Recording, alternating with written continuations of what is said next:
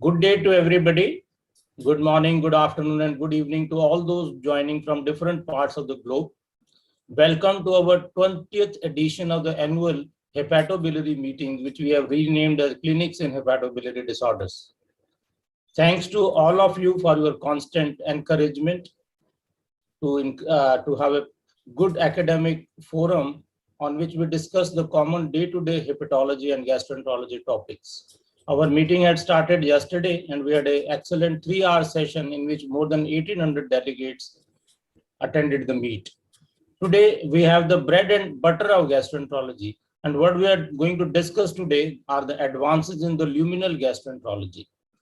As there has been a swathe of information amongst the sea of knowledge and ocean of knowledge, which has perpetuated over the last 3 years. So we have a galaxy of the speakers, moderators, and chairpersons who are going to fish out the best amongst the published literature in the field of 5 different topics which we have selected today. These include gut microbiome in health and disease, advances in the functional bowel disease, newer molecules in inflammatory bowel disease, the IgG4 related GI tract diseases, including hepatobiliary involvement, and finally, the diagnosis and management of something common and more often neglected disease called hiatus hernia, its diagnosis and the current approach to management.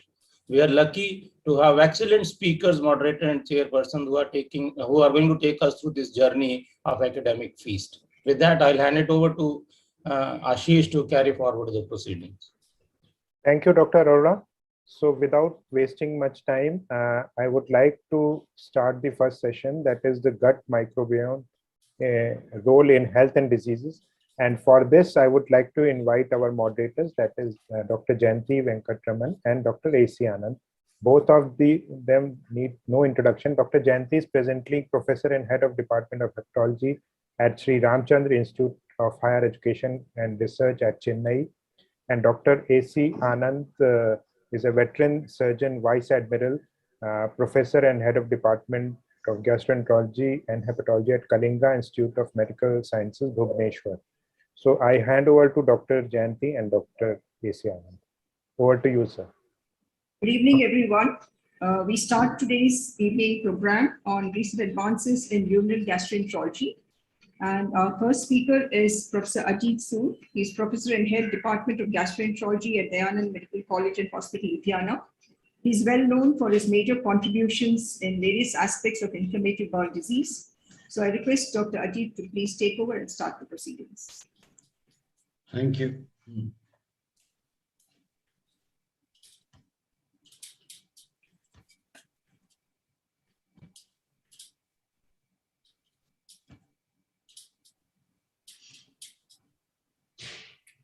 Dr. Ajit has started looking more distinguished with the white hair.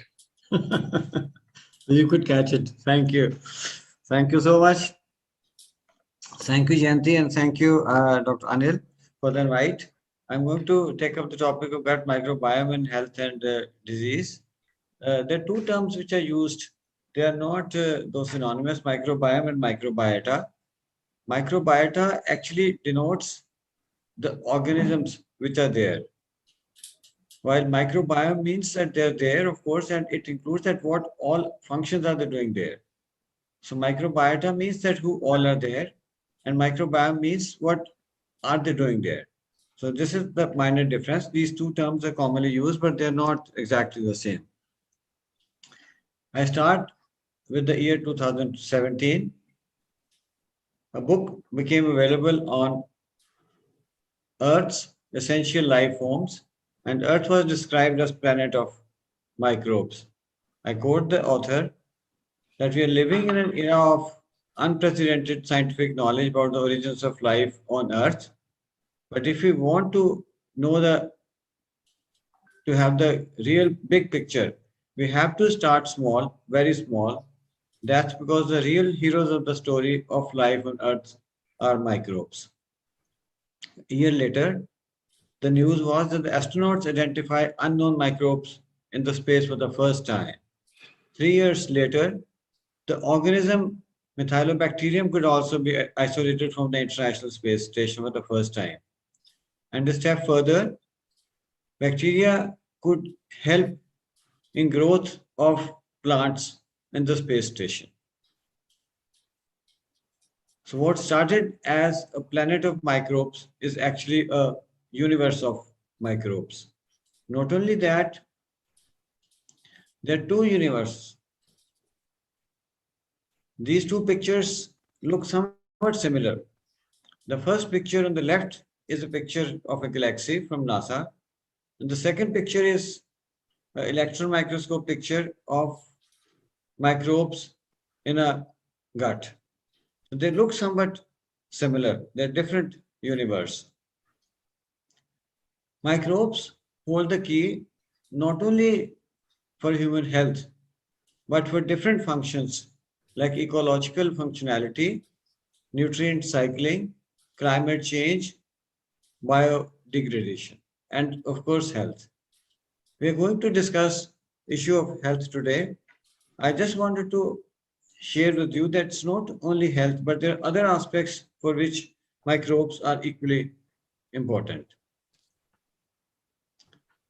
Hippocrates could make out that gut malfunction is the root of all evil. And we realize now that microbiome inside the gut or microbiome is related to poor gut function. So this concept was there was known to Hippocrates as early as 400 BC. Now, looking at this figure, if you look at the number of publications which started in 1975, for 10 years or 25 years, there are very few publications. Since 2010, the last decade, there's a steep rise in the number of publications, highlighting that there's massive interest in this microbial science now. So much so that this was there on the front page of Nature, and it is described as the other genome. This is based on the facts that there are 100 trillion microorganisms inside our gut. And the microbial genome is at least 100 times more than that of human genes. And these produce thousands of metabolites and can really be considered as an independent organ system inside our body. Now, most of the microbes inside our gut are strict anaerobes, followed by facultative anaerobes and aerobes. Now, when we go from proximal to the distal part of the digestive tract, there's a change in the number and the type of organisms. In the stomach, it's mainly the lactobacilli, streptococcus, and gram-positive kind of organisms, besides Helicobacter. And as we move distally, the number increased and the organisms become more anaerobes. Even in a given segment, the number and the type of organisms differ in the lumen, in the mucous layer, and the epithelial lining. When we talk of different phyla, there are at least 25 phyla inside our gut, of which bacteroidetes, firmicutes, proteobacteria, actinobacteria, fusobacteria, varicomicrobia, and cyanobacteria. These are the main 7 phyla. Bacteroidetes and firmicutes are anti-inflammatory, while proteobacteria and actinobacteria are considered, and fusobacterium are considered pro-inflammatory. These 4 bacteroidetes, firmicutes, proteobacteria, and actinobacteria constitutes more than 90% of the total microorganisms.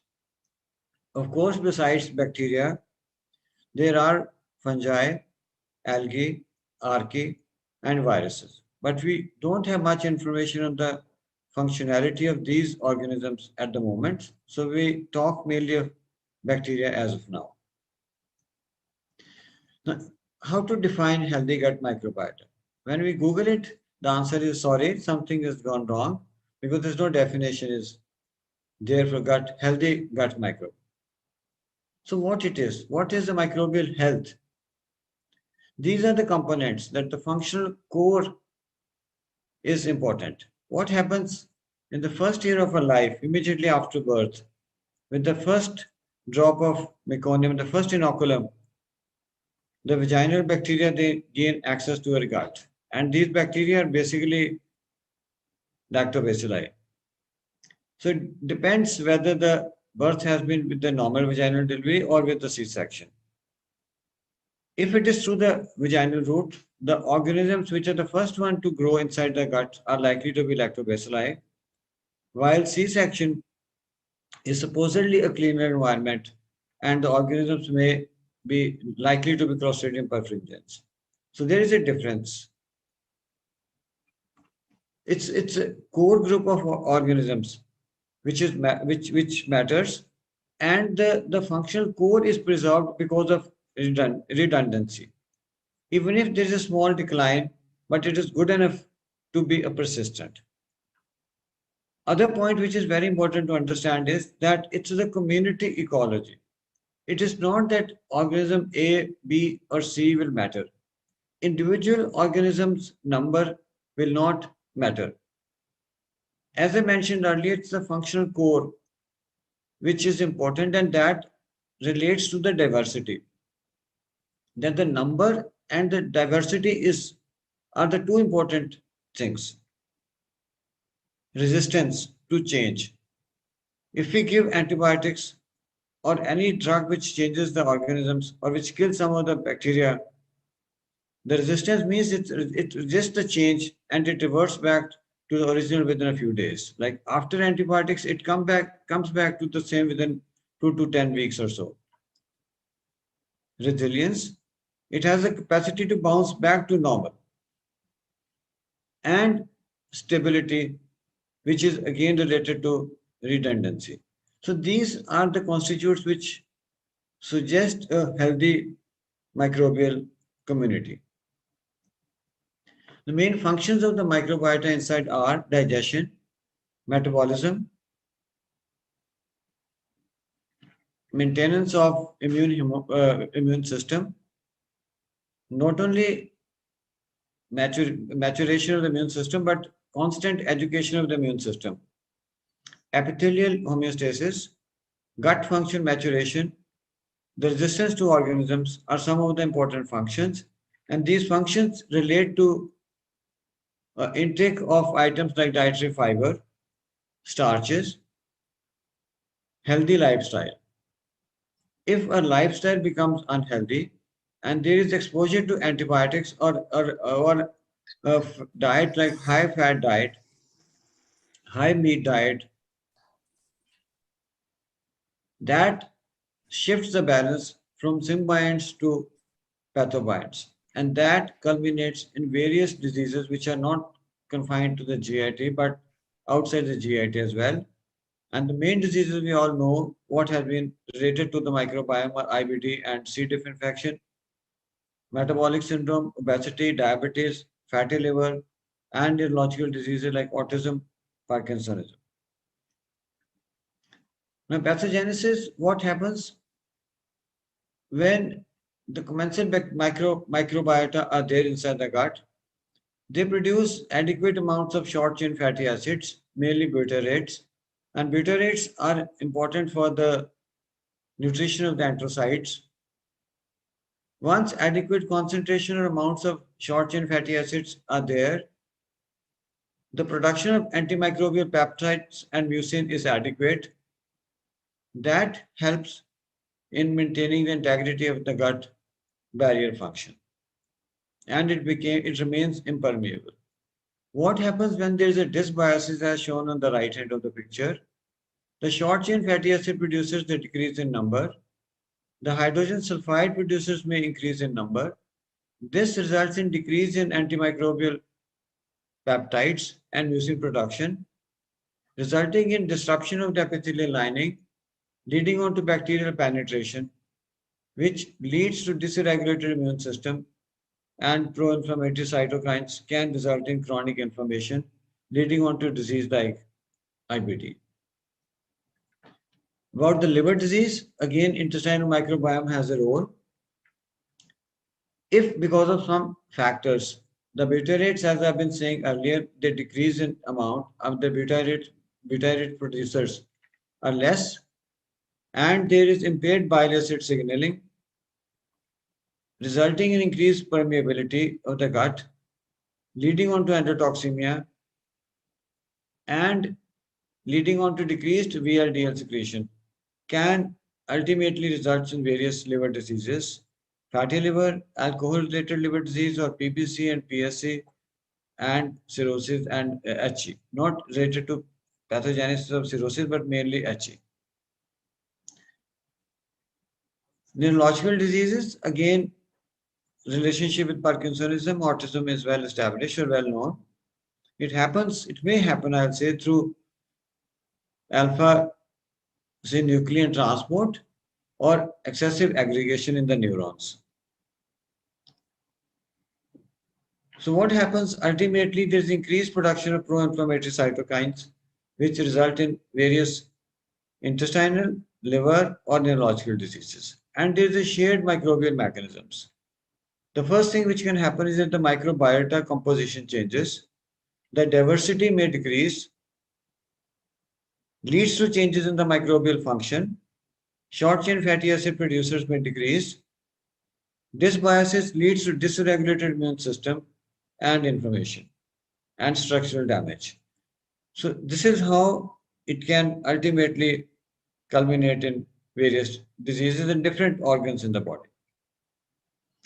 For precision medicine, we have to know genome of a person, epigenome, transcriptome, proteome, and metabolome. These are the known facts. And microbiome, of course, which is the latest addition.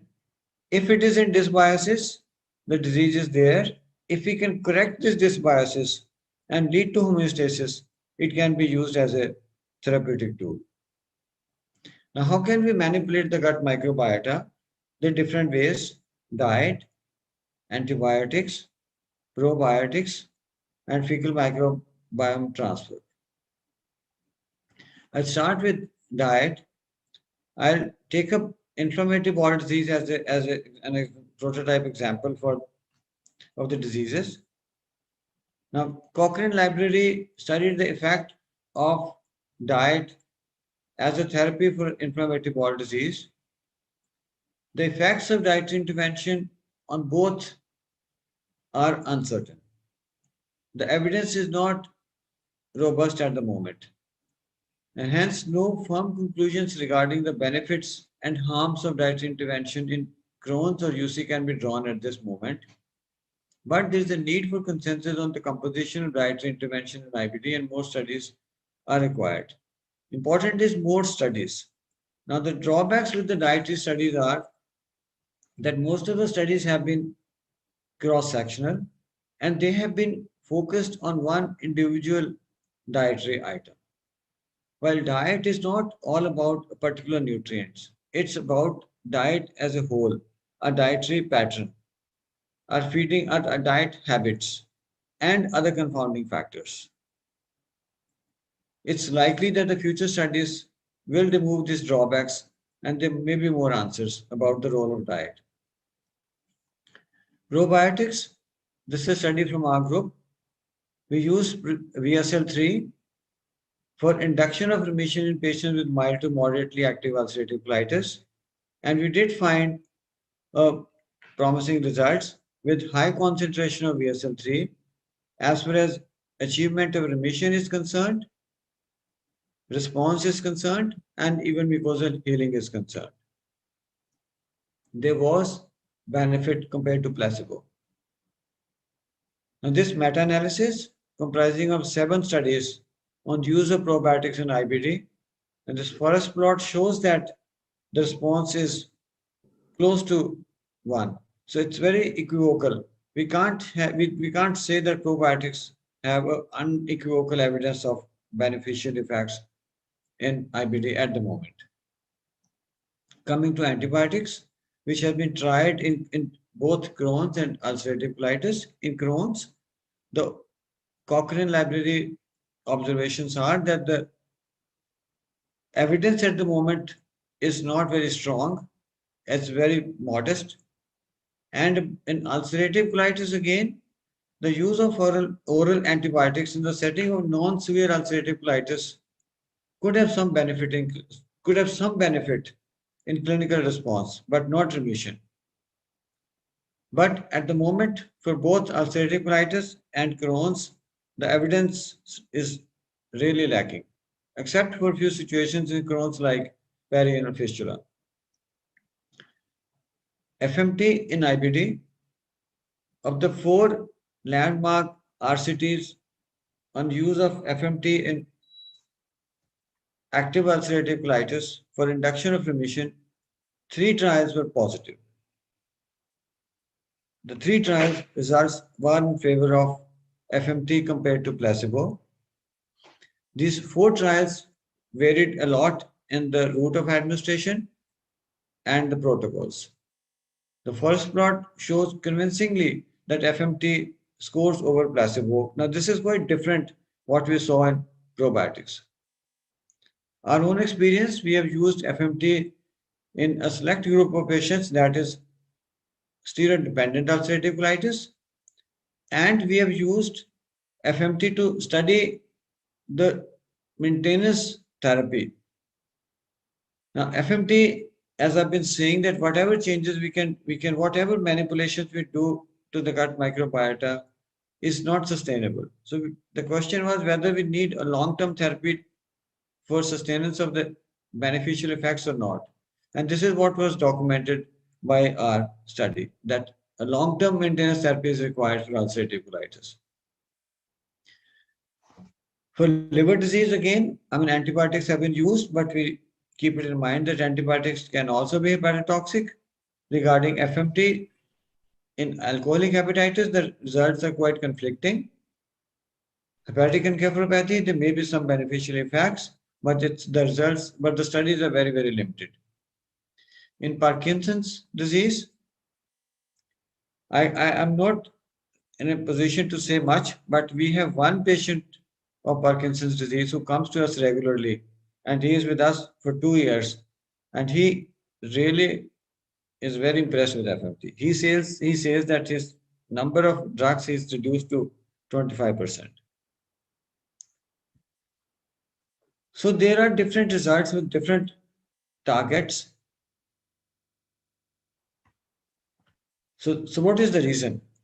So at least we are consistently inconsistent when it comes to the response rates to diet, manipulations, antibiotics, probiotics, and FMT. Now, because this happens because there are so many confounding factors which can influence these therapies.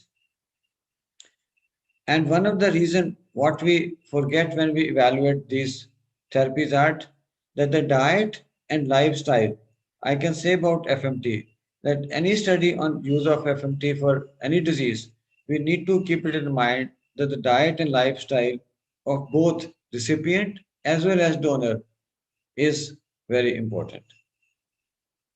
So diet is not just about eating, it's about food choices, the pattern of eating and the lifestyle, and a habitual diet matters. It's not a change in diet over a few days or weeks matter. It is a habitual diet what defines a gut microbiota, and microbiota will lead to production of various metabolites. Today we talk of microbiota. Tomorrow we may not really focus only on microbiota, but attention may shift to metabolites. And once the metabolites are there, then they decide what kind of health status a person is going to have. So a holistic approach is that when we want to manipulate our gut microbiome, by any means, FMT or probiotics or phage therapy, keep it in mind the microbiota and the metabolites both, and don't forget diet and lifestyle of both recipient and the donor. That will result in more sustained beneficial effects. So microbial science is evolving rapidly, looks promising but needs to deliver. Personal medicine can be possible, but healthy lifestyle is the key to good health if we can sustain a good, healthy microbiome inside. Thank you. Thank you, Professor Anand. Thank you, Professor Sood, for that wonderful coverage of this topic. Over to Dr. Anand, please. Very much for that excellent oration. You have made a very complex topic look very simple by your lucid description. I'll request you to stay online for some questions. And we have a very distinguished panel here for you. One is Dr. Anant Shrestha. He is the General Secretary of Liver Foundation, Nepal, and Secretary of Nepalese Association for the Study of Liver. He is here. And second is Dr. Bhupendra Basnath. He is the Senior Consultant Gastroenterology at Veer Hospital, Kathmandu, Nepal. Third is Dr. Hasnain Ali Shah. He is Professor of Medicine and Gastroenterology at Aga Khan University Hospital, Karachi. We have Dr. Jayant Kumar Ghosh, who is a Senior Consultant in Gastroenterology at Ranchi and a very famous gastroenterologist in this area. And then we have Dr. Srihari Anikhindi. He is a Senior Consultant in Gastroenterology at Sir Gangaram Hospital, along with Dr. Anil Arora. So I'll request all the panelists to think about a question. And I'll start the ball rolling by asking you one question. That if you look at the genetic material in our body, the human genetic material is outnumbered by the microbial genetic material by about 2,000 to 1. That means 2,000 times higher genetic material of microbes is with us. So do you think many of the genetic diseases we can manipulate by manipulating the microbiota? Definitely. Now, when we talk of genetics, I mean, the genetics and epigenetics are there. Now, when I can talk about a specific disease. Now, GARD15 in IBD has an important role, and GARD15 mutation is known to increase the risk of Crohn's disease. Now, this genetic mutation is related to the bacterial sensing gene. Now, this again relates to various organisms inside the gut. Now, the kind of microbiome which grows inside a body is again decided by the genetics of a person. Now, these are, two ways. At the moment, we really can't say specifically that which microorganisms. And as I've been saying again and again, it's not going to be just 1 or 2 or 3 microorganisms. It's going to be the community and the metabolites which is going to decide. Okay, I'll just take 1 or 2 questions from the chat box. Dr. Ashish Kumar has asked, what is the role of fungal and viral microbiome in health, or are they always pathogenic? No, all fungi are not pathogenic. Now the interest is moving on to study of fungome. At the moment, we don't have really many RCTs based on fungome, but I'm sure in future, we are likely to see more of RCTs based on fungome. And there's one study from PGI where they have shown that Candida may be one of the reasons for precipitation of relapse in ulcerative colitis. So fungus has an important role to play. And as I mentioned that the archaeviruses and fungi at the moment don't have evidence, good enough evidence to really talk of at the moment. But in future, I do expect. A similar question is from Dr. S.P. Mishra. He says, do we know about the interaction of bacteria with fungus, amoeba, and viruses, and maybe other things in the microbiota? Are there good fungi, good viruses, good bacteriophages too? Yes, I mean, phage therapy is one of the therapies, and all the organisms are interdependent and interlinked. Their functions are definitely interlinked. At this moment, we don't have adequate information about other organisms besides bacteria. Dr. Shrestha, you have a question? Dr. Shrestha, you have a question? Yeah, most of the diseases that we've discussed so far, maybe IBD, C. diff, or even alcoholic hepatitis, and most of these diseases are multifactorial, So there are definite genetic component as well, there are environmental component as well. And another thing is microbiome. So do you think that microbiome is just a part of the, the whole disease process. So for example, somebody with alcoholic hepatitis who's been consuming alcohol for maybe about 10 years, it is expected that the microbial change will be there in the gut. Now this patient develops alcoholic hepatitis. Can it directly correlate or develop a causal relationship between the microbiome and the disease process? Because alcohol can be affecting the microbiome, and alcohol can also be affecting the liver disease itself. So do you think that they could be interlinked, or it could be a separate thing, or there could be a causal relationship between the microbiome and the disease? Right, very, very important question. At the moment, what we have evidence is an association. We don't have evidence at the moment to say definitely these are the causative organisms. Associations are strong enough at the moment.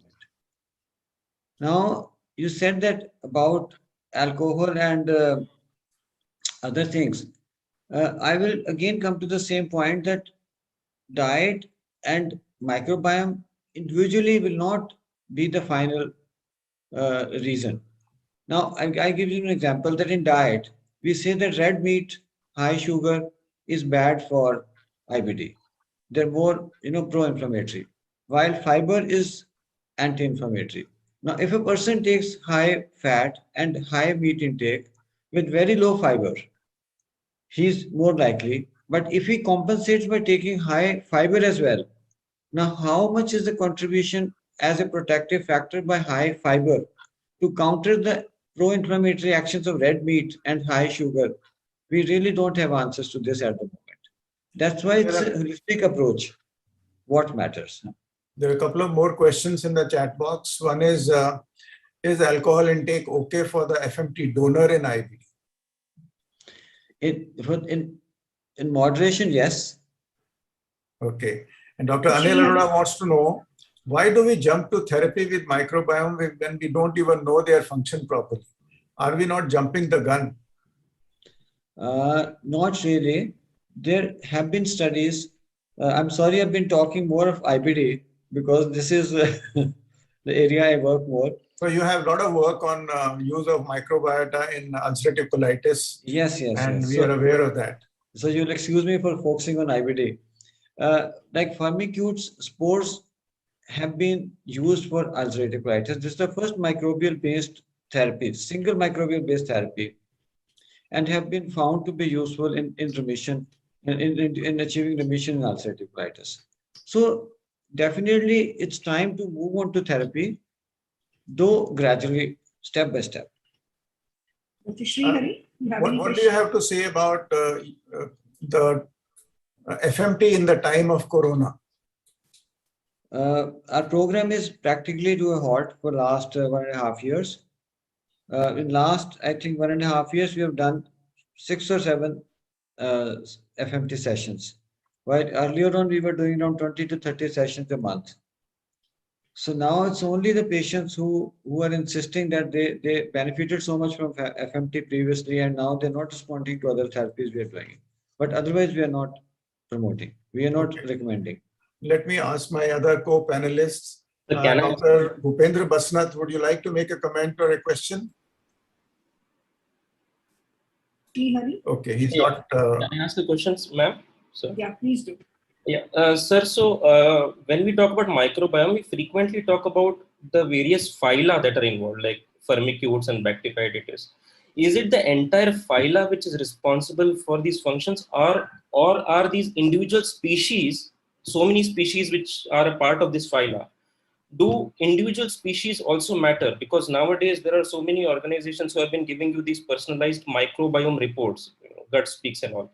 So how do we interpret a report? Do we really have some clinically relevant information when a patient comes to us with his or her microbiome? Can it be utilized? Do we look at the phyla? Do we look at individual species? How do we interpret it? Yes, very, very important question. That it's not at the phyla only what matters. Species or even subspecies level matter. Now, there are few examples, like for Crohn's, we know organisms like Faecalibacterium is anti-inflammatory. Deficiency of Calypbacterium increases the risk of Crohn's disease. Fusobacterium, E. coli, when they increase in number, we know that they are pro-inflammatory. So they can result in IBD. When we look at the RCTs where they have studied microbiota, all the RCTs or all the studies are showing divergent results. In our own study on FMT, we have identified Bifidobacterium or Lactobacilli abundance in responders to FMT therapy. So one of the things which I showed was that results have been very, very inconsistent so far. But your point is right that it may not be phyla, it may be at different levels. But at the moment, really, when we talk broadly, we talk broadly of phyla, like Firmicutes like Clostridium 14 and 4 species, they are actually anti-inflammatory. Dr. Shah? Hasnain, would you like to make a comment or a question? Would you like to ask a question? Yes, certainly. First of all, it was lovely listening to Dr. Ajit Su. I'll request you to be short because we have time. only 3 minutes left. Yes, my question is that I think as one of your slides showed that most of the research, the knowledge have been achieved in the last 10 years. And very little from the Indo-Pak subcontinent. I have this feeling that a lot will depend on the gut flora of the region. Pakistani food is different. India is a huge territory. Nepal, Bangladesh, okay, agreed, they're mostly fiber-containing foods. But again, there are differences, major differences. And how these microbiota will behave depends largely on that. Even people have looked at the longevity, quality of life by treating these, but that is on different sets of populations. So what I want to stress here is that we want to have multi-center trials from different parts of the subcontinent to ascertain which a probiotic or prebiotic will be useful in a particular disease. Thank you for your comments, sir. Thank you. Dr. Jayant? That's it. I agree with Dr. Khan's comment. I think it's right. Dr. Ajit, we'll just take Dr. Jayant's question. Sorry, yes. Dr. Jayant, Dr. Jayant Kumar Ghosh, would you like to make a comment or would you like to ask a question? unmute, please. Unmute. Okay, while he's unmuting himself, there are a lot of other questions in the chat box. Gut Yes, decontamination with antibiotic, what is the role in treatment in the sepsis? This is Dr. Ajay Gupta. I think Dr. Jayant has unmuted. Dr. Jayant? Yes, sir. Yes, sir. Sir, my question is that in 2006, we have published one study in tropical pediatrics regarding the premature babies, where we found that using this probiotics with breast milk, express breast milk, it can help the, necrotizing enterocolitis. And also another conclusion was that the feeding in these premature babies, they were much more tolerated when these prebiotics were given along with express breast milk. So can we also supplement this probiotic in critically ill patients in ICU when we are starting rice tube feeding in these patients? Is there any beneficial effect? Yes. Breastfeeding, breast milk is very influential, has a strong influence on development of microbiota in the early months of life. The major changes in the microflora occurs after withdrawal of breastfeeding. Right, so it depends.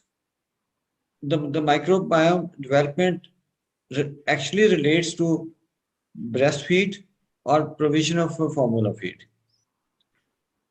So breastfeed has a strong influence on development or shaping up of the composition of microbiome in the initial months of life. And we know that microbiome or microbiome science, microbiome therapy can fight with the multi-drug resistant organisms. There are quite a few more questions in the chat box, but time is finished and Dr. Arora has given me very strict instructions that I must finish on time. So I will thank Dr. Ajit Su for an excellent talk, very lucid, making a very complex subject very simple. And my co-moderator, Dr. Jayanti, for excellent moderation, and my co-panelists who have asked very intelligent questions, and for Dr. Sood again for giving excellent answers. Thank you very much, and over back to you, Dr. Arora, right on time. Thank you. Thank you. Thank you. Thank you, Dr. Anand, and thank you, Dr. Jayanti. So we move on to the next session, that is newer molecules for IBD. And for this session, I would like to invite our moderators, Dr. S.P. Mishra and Dr. B.D. Goswami. Dr. S.P. Mishra is a professor and head Department of Gastroenterology at Motilal Nehru Medical College, Allahabad. And Dr. B.D. Goswami is head of gastroenterology at Dispur Hospital, Guwahati. So over to you, Dr. Mishra and Dr. Goswami. Good evening. Good evening, all the delegates. We have got the next session on the newer molecules on IBD. I, with my co-moderator, Dr. S.P. Mishra, we welcome all of you for this session. And we know the IBD management is a very difficult issue, complex issue, because whole pathogenesis is a complex one. So with this, we have got the speaker, Dr. Vinit Ahuja. He does not need any exceptional introduction because he is one of the authority. He is the professor of gastroenterology at AIIMS, New Delhi. We have got the expert panel, Mr. Ajit Kanal from Kathmandu, Monica Jain from New Delhi. We have got Saurabh Kedia again from AIIMS, New Delhi. We have got Sudhanshu Patwari from Gujarat, Ahmedabad. And also we have got Munish K. Sosdeva. So let us listen to Dr. Vinit Ahuja on the molecules, and after that it will be followed by the discussion and the moderation with the panelists. Over to you, Dr. Ahuja.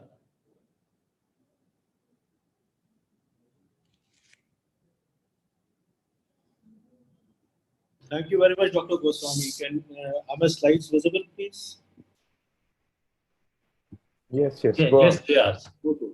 First of all, grateful to Dr. Arora for inviting me for this talk. I'm supposed to talk about newer drugs and IBD. However, I thought about that I'll talk about newer drugs and IBD in our country, something which is much, much more relevant for us. When we talk about new things, you see that every year we are having breathtaking advances which are taking place. In fact, when we look at the field of physics, we find that muon, which is a tiny particle, which is supposed to be slightly more denser than electron, that seems to be breaking all known laws of physics. Recent work which has come up showed that it is probably hinting at a fifth fundamental force of universe. We have already been always taught about that the universe, the solar system, it had 9 planets, and people said it had 8 planets, and finally it was decided that Pluto should not be a planet. And so this year came up some data, very clear-cut data, which showed that there is another planet which is there subsequently after Neptune, and that is possibly the 9th planet rather than Pluto. So there are breathtaking advances which are taking place in every field. In the field of IBD, we had TNF-alpha, and we had the TNF-alpha monoclonal antibody, and subsequently, initially infliximab, and thereafter we had the fully human form, and that was the adalimumab. And at that time, it was thought that this would revolutionize the field totally for IBD, and this would be actually the epitome in terms of all kind of advances which have taken. But let's see what has happened now. Subsequently, it was seen that you wanted to block the lymphocytes from entering into lamina propria, which is the site of inflammation. So on lymphocytes, we have alpha-4 beta-7 receptors. They interact with MATCAM1 receptors, which are there on the endothelium wall. And once they interact, they're able to go through the endothelial wall and go to the lamina propria. And came up vedolizumab, which is an alpha-4 beta-7 inhibitor. It's a monoclonal antibody. The moment it blocks alpha-4 beta-7, the lymphocytes are not able to interact with MATCAM, and they are not able to move to the lamina propria. Vinit, can you come closer to your laptop, please? Okay, sir. Can we target multiple cytokines? So we have the oral small molecules. And remember that none of the currently approved biological therapies, they target the intracellular component of cytokine signaling pathway. Cytokine signaling pathway is very important because it is a common route for most cytokines. IL-2, IL-6, IL-12, any cytokine, once it goes to a cell, it has to attach to a receptor. Subsequently, it has to activate the Janus kinase pathway, thereafter leading to dimerization of STAT, leading to inflammatory as well as anti-inflammatory factors which are activated. So if you have a molecule which blocks the Janus kinase pathway, the JAK-STAT pathway, something like tofacitinib, which is a pan-JAK inhibitor, that will lead to decrease in the production of pro-inflammatory cytokines. So if you look at the kinetics of both these two new molecules which have come up, vedolizumab, which is a monoclonal antibody, and tofacitinib, which is a small molecule. Vedolizumab, the half-life is 25 days.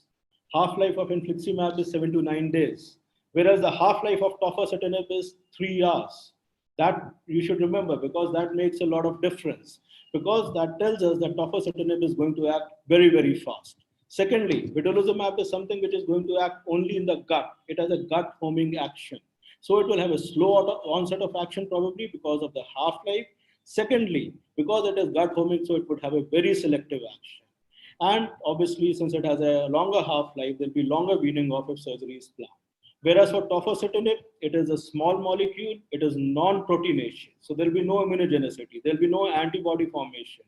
It will have a low production cost. It will have a very fast action. And if surgery is planned, then weaning off will also be very fast. Let's not forget the steroids in all this process. Corticosteroids have always remained the cornerstone. Why? Because IBD affects all classes of life, poor as well as rich. And for people who cannot afford many drugs, corticosteroids still remain life-saving for them. In corticosteroids, what have been the advances? Hydrocortisone, prednisolone, methylprednisolone, we find that the clearance rates were low and the oral bioavailability was very high. But came up topical glucocorticoids. Here one would like to concentrate on budesonide. Budesonide has a very high clearance and a low oral bioavailability. It is topical. In other words, the action on HPS suppression would be very less. The side effects would be very less. It is something like if you give prednisolone, which is a systemic glucocorticoid therapy, the first pass effect will only be 20%, but the whole thing is it will be distributed all over the body. You give budesonide. Budesonide controlled release tablets are available earlier. So budesonide controlled release tablets or capsules, if they are given, then the first pass effect is around 90%. 90% of the drug gets metabolized in the first pass in the liver only. And rest of the drug which is being released in the terminal ileum or in the right colon. That is the distal ileum, I would say, terminal ileum and the right colon. This is a very important point to remember. Came up in last 1 year, budesonide MMX, which is again budesonide, but with multi-matrix technology. The difference being that budesonide MMX does not get released in the distal ileum. It does not get released in the terminal ileum. It gets released in the colon, principally in the transverse and the left colon. So this is very important because in cases where you would like to give budesonide CRAs in cases of Crohn's disease, where there's small intestinal involvement, particularly ileal involvement or ascending colon involvement. Whereas budesonide MMX is one which you would like to give in cases of ulcerative colitis. So this is a very important difference and which we should remember, because often if we do not know this difference well, then we may end up prescribing budesonide MMX for patients with Crohn's disease or small intestinal disease, or end up prescribing budesonide CR for somebody who has principally a colonic disease, and there the action may not be very good. So if I make a list of all the drugs which are available to us right now, with which we can help our patients, so apart from the regular 5-ASs and everything, the higher end drugs we have is budesonide preparations, the controlled release and the MMX, infliximab, adalimumab, vedolizumab, tofacitinib, and surgery obviously is there. It remains one of the cornerstones. So now let us see how do we position our therapies. If we want to integrate budesonide MMX into the treatment for mild to moderate ulcerative colitis, how does a therapeutic pyramid change? The traditional pyramid for ulcerative colitis has been, whenever the disease severity increases from mild to moderate, okay, you will move over to 5-ASA and thereafter move over to prednisolone. If the patient is steroid dependent, then you will add azathioprine and subsequently infliximab. However, with that introduction of budesonide MMX, what we can see is if a patient has mild to moderate ulcerative colitis, relapse while he's on 5-ASA, you can introduce budesonide MMX, 9 milligrams for 8 weeks and see the response. And if the patient has a good response, you need not move over to prednisolone. You move over to prednisolone only if the patient does not have a response. The algorithm has changed in a way. Active mild to moderate ulcerative colitis, oral 5-ASA plus topical 5-ASA. Remission, fine, continue. If there's a partial or no response, then in that case, you would like to give budesonide MMX, and thereafter, if there is no response, thereafter you would like to give systemic steroids. Acute severe ulcerative colitis.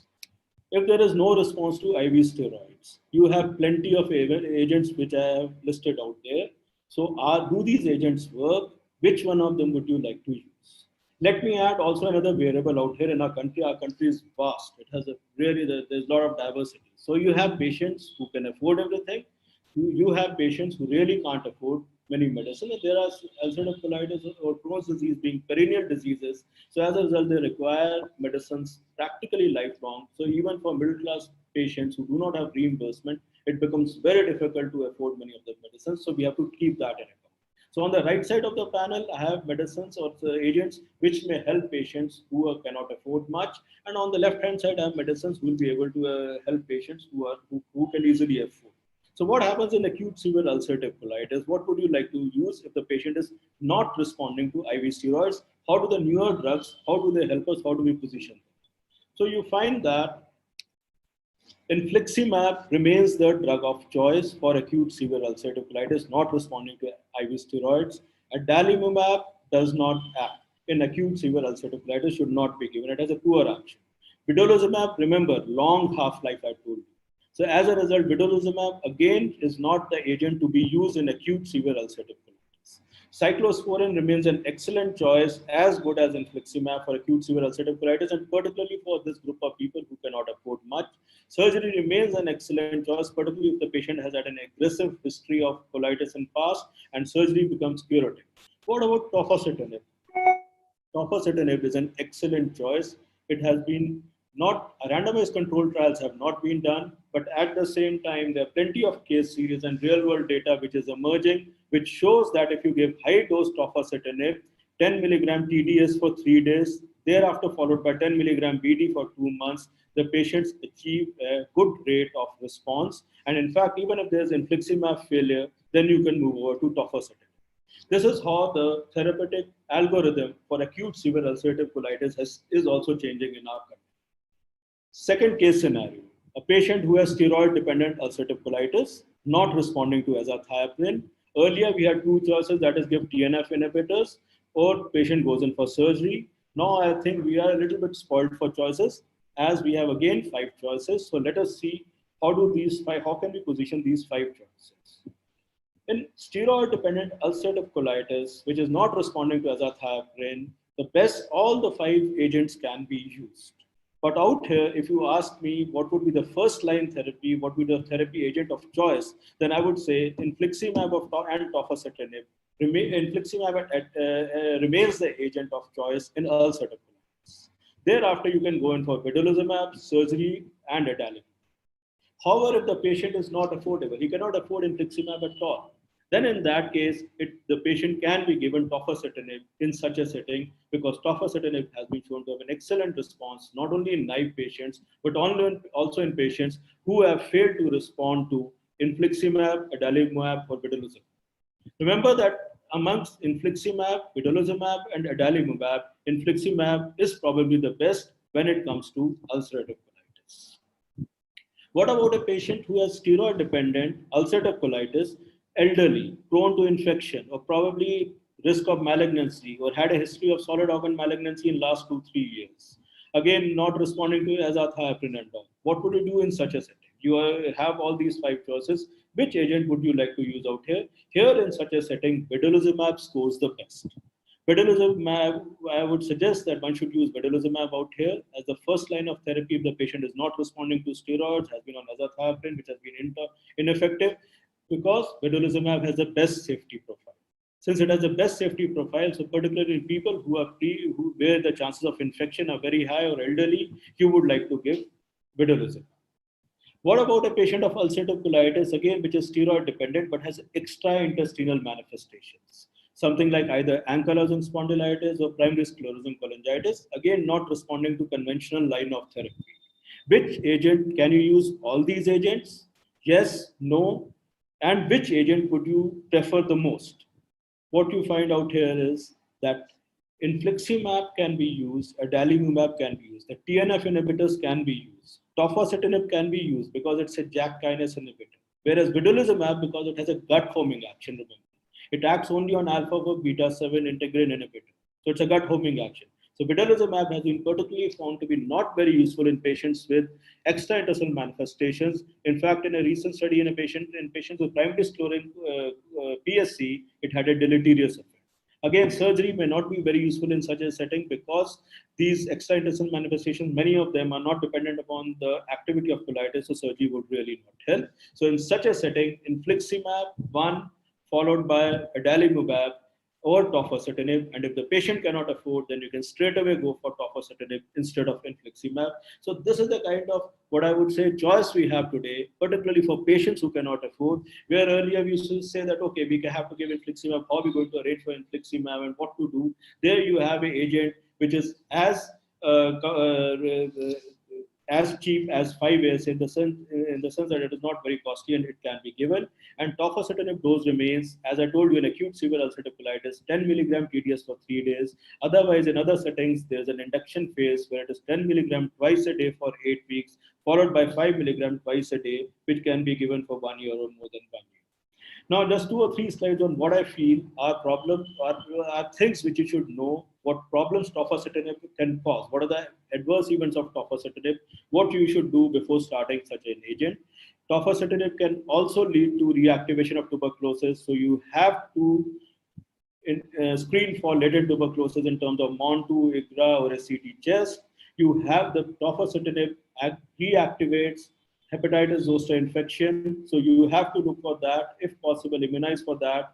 Tofacitinib particularly is prone to cause venous thromboembolism. So if the patient has high risk of venous thromboembolism, you would not like to give them. Besides that, you would like to monitor liver function tests, kidney function tests, and look for cytopenias. The main adverse events, as I've told you, are thromboembolic events or herpes zoster activation. Besides that, it can cause cytopenias, or increase in creatinine levels, or increase in transaminase levels. It has also been found to be teratogenic. This dose-dependent risk of activation of herpes zoster means that this is seen only when tofacitinib is given for in high doses, 10 milligram BD, induction doses. That is the time when you have these two dreaded adverse events which can occur, herpes zoster reactivation and venous thromboembolism. The risk seems to go down subsequently when you go down to 5 milligrams twice a day. So how do you decrease the risk of these adverse events? You look for history of venous thromboembolism, and if there's anything like that, you would like not to give that patient tofacitinib. And for herpes zoster, if you have a time period of 1 to 2 months before you have to initiate therapy, you can give the vaccine. The live vaccine is available in India by the name of Zostavax. That can be given, but remember it's a live vaccine. And before you give any immunosuppressant drug, you have to have a time interval of 4 to 8 weeks at least. There's a recombinant vaccine which is available, that is Shingrix, but that is not yet available in India. So if I compare both these agents, particularly for ulcerative colitis, you find that vedolizumab has a role in UC steroid dependent, whereas tofacitinib has a role in every kind of situation of ulcerative colitis, steroid dependent, EIM, second line therapy after infliximab failure, acute severe colitis. But vedolizumab has a better safety profile. It could be the first line therapy in elderly, history of malignancy. Ease of administration is obviously much more with tofacitinib. It's a tablet. The cost obviously it scores very highly over vedolizumab. When it comes to cost, there is no comparison. One is around 5 lakhs for a year, and the other is around 50,000 for a year. Coming to Crohn's disease. Again, we have the rich people, we have the people who cannot afford steroid-dependent Crohn's disease. We have all these therapies. What would you like to use if the patient is not responding to azathioprine? Here, remember, tofacitinib clearly goes out, immediately goes out, because tofacitinib has not been found to be effective. Cousins of tofacitinib like filgotinib, which are going to come up, are effective in Crohn's disease, but at the moment, tofacitinib you would not like to use in a patient with Crohn's disease because RCTs did not show that it did not provide statistically significant benefit. So that leaves you with these agents. Which of these agents you would like to use? Here, the first line agents can be infliximab or adalimumab because they are equally effective in patients with Crohn's disease, and vedolizumab, again, because it has a slower onset of action, somehow in very aggressive Crohn's disease or where the inflammatory burden is very high, it does not seem to provide immediate benefit. The benefit may build. And remember, surgery is a very, very good option in Crohn's disease. Whenever there is a failure of any of these agents, you can switch the agents and move on to the other agent. What about B2, B3 disease? Fistulizing or stricturing Crohn's disease. No response to azathioprine. As I told you, tofacitinib is already out. What would you like to use? Again, infliximab or adalimumab should be your first-line therapies. Vedolizumab and surgery should be your second-line therapies. This is something you should remember as such. Why surgery can be considered also as a first-line therapy? Recent data has come out which is very encouraging and particularly important for our country where cost remains an issue.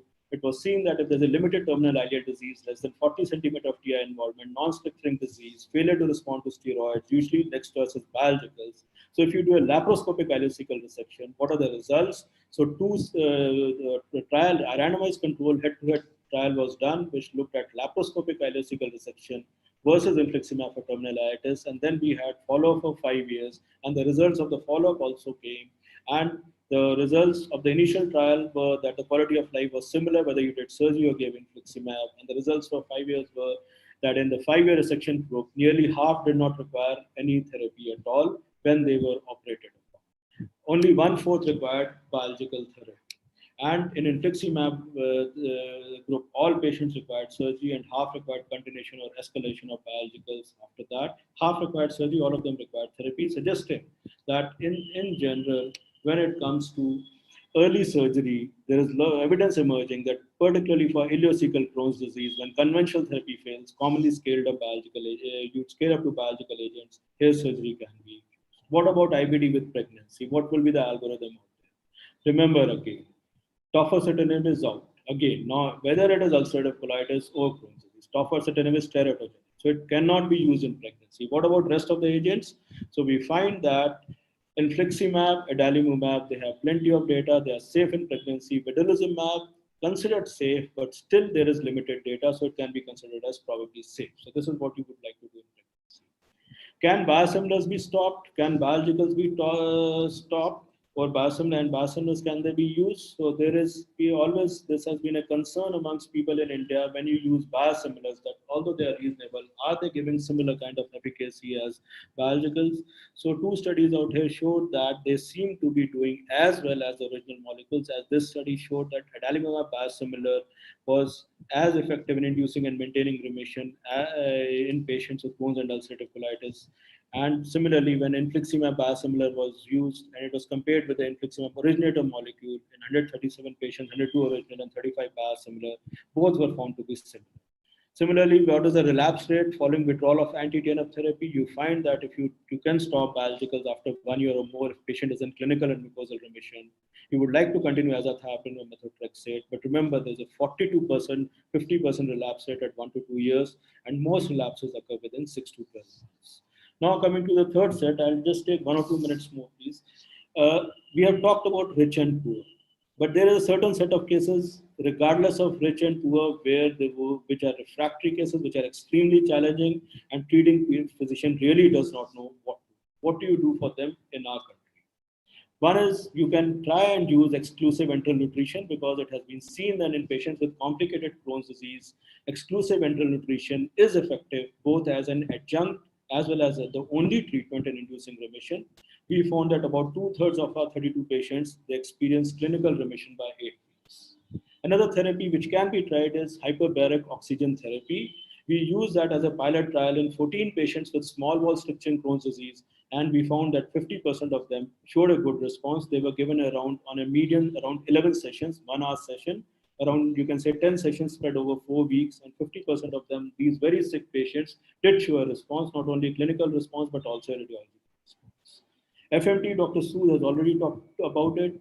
Here, one thing I would like to show that even when you do a network meta-analysis, it was seen that FMT is as effective as rest of the biological agents in inducing remission and response in patients with mild to moderate ulcerative colitis. Finally, perianal fistulizing Crohn's disease, they can be really, really tough to treat. So we have been using mesenchymal stem cell injections in them as a part of trial, where the patients are selected which have only one tract. Subsequently, the fistula tract is curated. Thereafter, the freeze-dried reconstitution mesenchymal stem cells are injected, and subsequently they have been followed up for 1 year. We have already done it in around 6 patients till now as part of a trial. And in these 6 patients, we have seen that 3% of them till 6 months and subsequently even till 1 year, they have shown a 100% response, whereas there was only 1 patient which did not show any response at all, and 2 patients showed a 50% response. But remember, these are sick patients who have tried every other kind of therapy before. So such a kind of response in such kind of patients where there is not only radiological healing, but if you look at the figure out here and the right out here, till 1 year, if you are getting this kind of response, this is certainly very useful. And finally, you can also try in specialized centers, I would say, where dual biological therapy or biological plus small molecular therapy, this is undefined therapeutic class combination. Why? Because we have been acting only on, we have been using agents which act only on TNF alpha or IL-23, but however, ulcerative colitis, Crohn's disease, they can have lot of cytokine helps. So these are the kind of combinations which can be used in very specific in patients. Again, you have to be very careful when you're using these combinations. The data is still there emerging in terms of case series and all. There are no RCT trials available. So you can use a combination of anti-TNF inhibitor plus vedolizumab if the patient is not responding to anything at all, or an anti-TNF inhibitor plus tofacitinib, or vedolizumab plus tofacitinib. These kind of combinations can be tried. So finally, to conclude, we have a lot of agents which are available in our country already, and we should be aware that how we have to position these agents. And in a way, you know that tofacitinib is an excellent drug for ulcerative colitis. Vedolizumab is a very good drug for elderly. Vedolizumab is a good second-line agent, I would say, for Crohn's disease till the time ustekinumab is available. Surgery should be kept in mind, both not only for ulcerative colitis but for Crohn's disease. And when nothing works, there are some things which you can try: dual therapy, hyperbaric oxygen therapy, exclusive enteral nutrition, or stem cell therapy is also available. And finally, in next 1 or 2 years, there are plenty of agents which are already coming up, but I have not even talked about them because I feel that since they're not available in the country, so at the moment, if we are restrict ourselves to our discussion with the agents which are available, that would be more fruitful. Thank you so much for your attention, and sorry for overstepping the time, please. Thank you, Dr. Vinit Ahuja, about your excellent presentation. You have well presented the safety issue as well as the efficacy. Now there will be a discussion. Over to Dr. S.P. Mishra. May I request the panelists to start asking questions? I have some questions in the chat box too. I'll be reading them. So just one question because it's. Yeah. Can I ask a question? Yes, sir. Go ahead, sir. Yeah. You suggest JAK2 inhibitors for severe ulcerative colitis also. But at the same time, you suggest the immunization also, because they have to be immunized for virus and the herpes also. Now, it is very difficult. So do you suggest that all patients of ulcerative colitis should be first immunized? And whenever there is a severe case, then you can start the JAK2 inhibitor, because in a severe situation, you cannot wait for the immunization to work actually. Yeah, you're very right, Dr. Patwari. As I suggested in that slide itself, that if you have a 1 to 2 months time period in some cases like steroid dependent or something like that, there in those cases you can think of immunization. In an acute setting, you cannot think of immunization. There you have to simply go. So it is not possible. But wherever it is possible, kindly do. Monica has some question. Can we treat these patients with for herpes zoster and then restart this tofa? No, I don't think, ma'am, there is data that you should give antivirals and then that would limit the reactivation. So we do not have very good data for that. However, if the patient has previous history of herpes zoster, then probably the patient has antibodies, so that may be protective. So herpes zoster is seen in roughly 2 to 3% of cases. So, and that would also be seen when the dose is high, 10 milligram BD. Subsequently, the risk definitely decreases. So right now, the only strategy would be either you vaccinate them, or otherwise, as soon as you have achieved some induction, then you decrease them. If you decrease the dose, then you decrease the risk. So don't give 10 milligram BD for a longer time. Please, can we start with 5 milligram only, not 10 milligrams? 5 milligram will not be effective. So you need an induction dosing. And in acute severe ulcerative colitis, That is causing the problems. in acute severe ulcerative colitis, you need 30 milligram a day for 3 days. Thereafter, 20 milligram a day for 8 weeks. In steroid dependent, you would like to start with 10 milligram twice a day for 8 weeks. So there's a comment from Dr. Setu about probiotics. Probiotics, Dr. Sood talked about. Dr.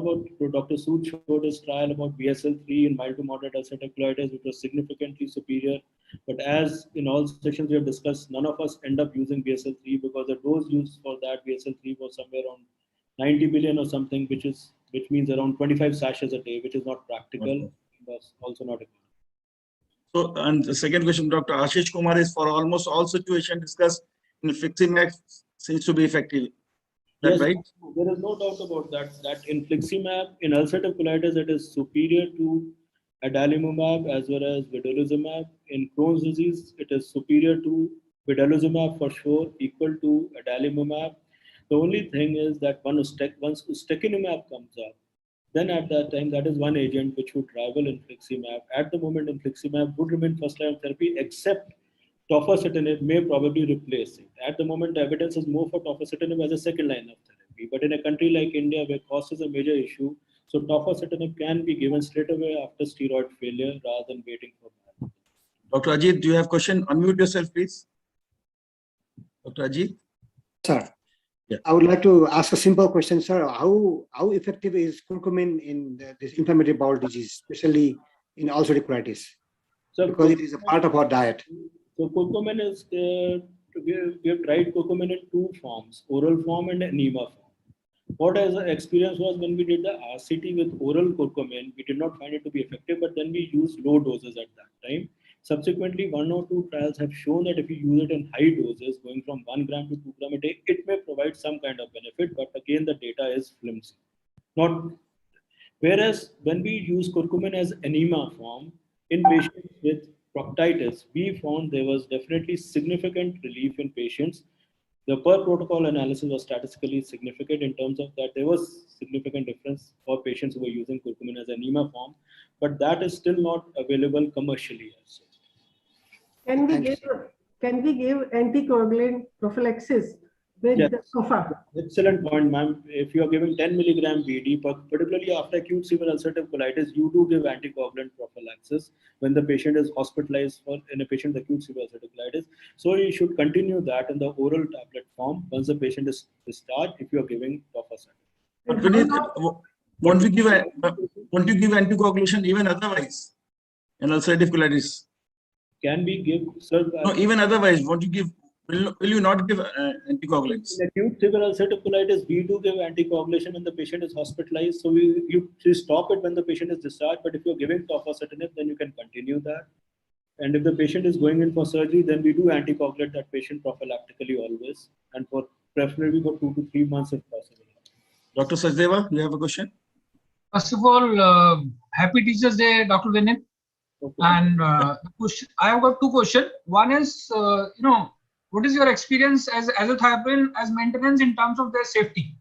Because in a very short period of time, I have seen 2 patients with lymphoma. That is very, scary to me.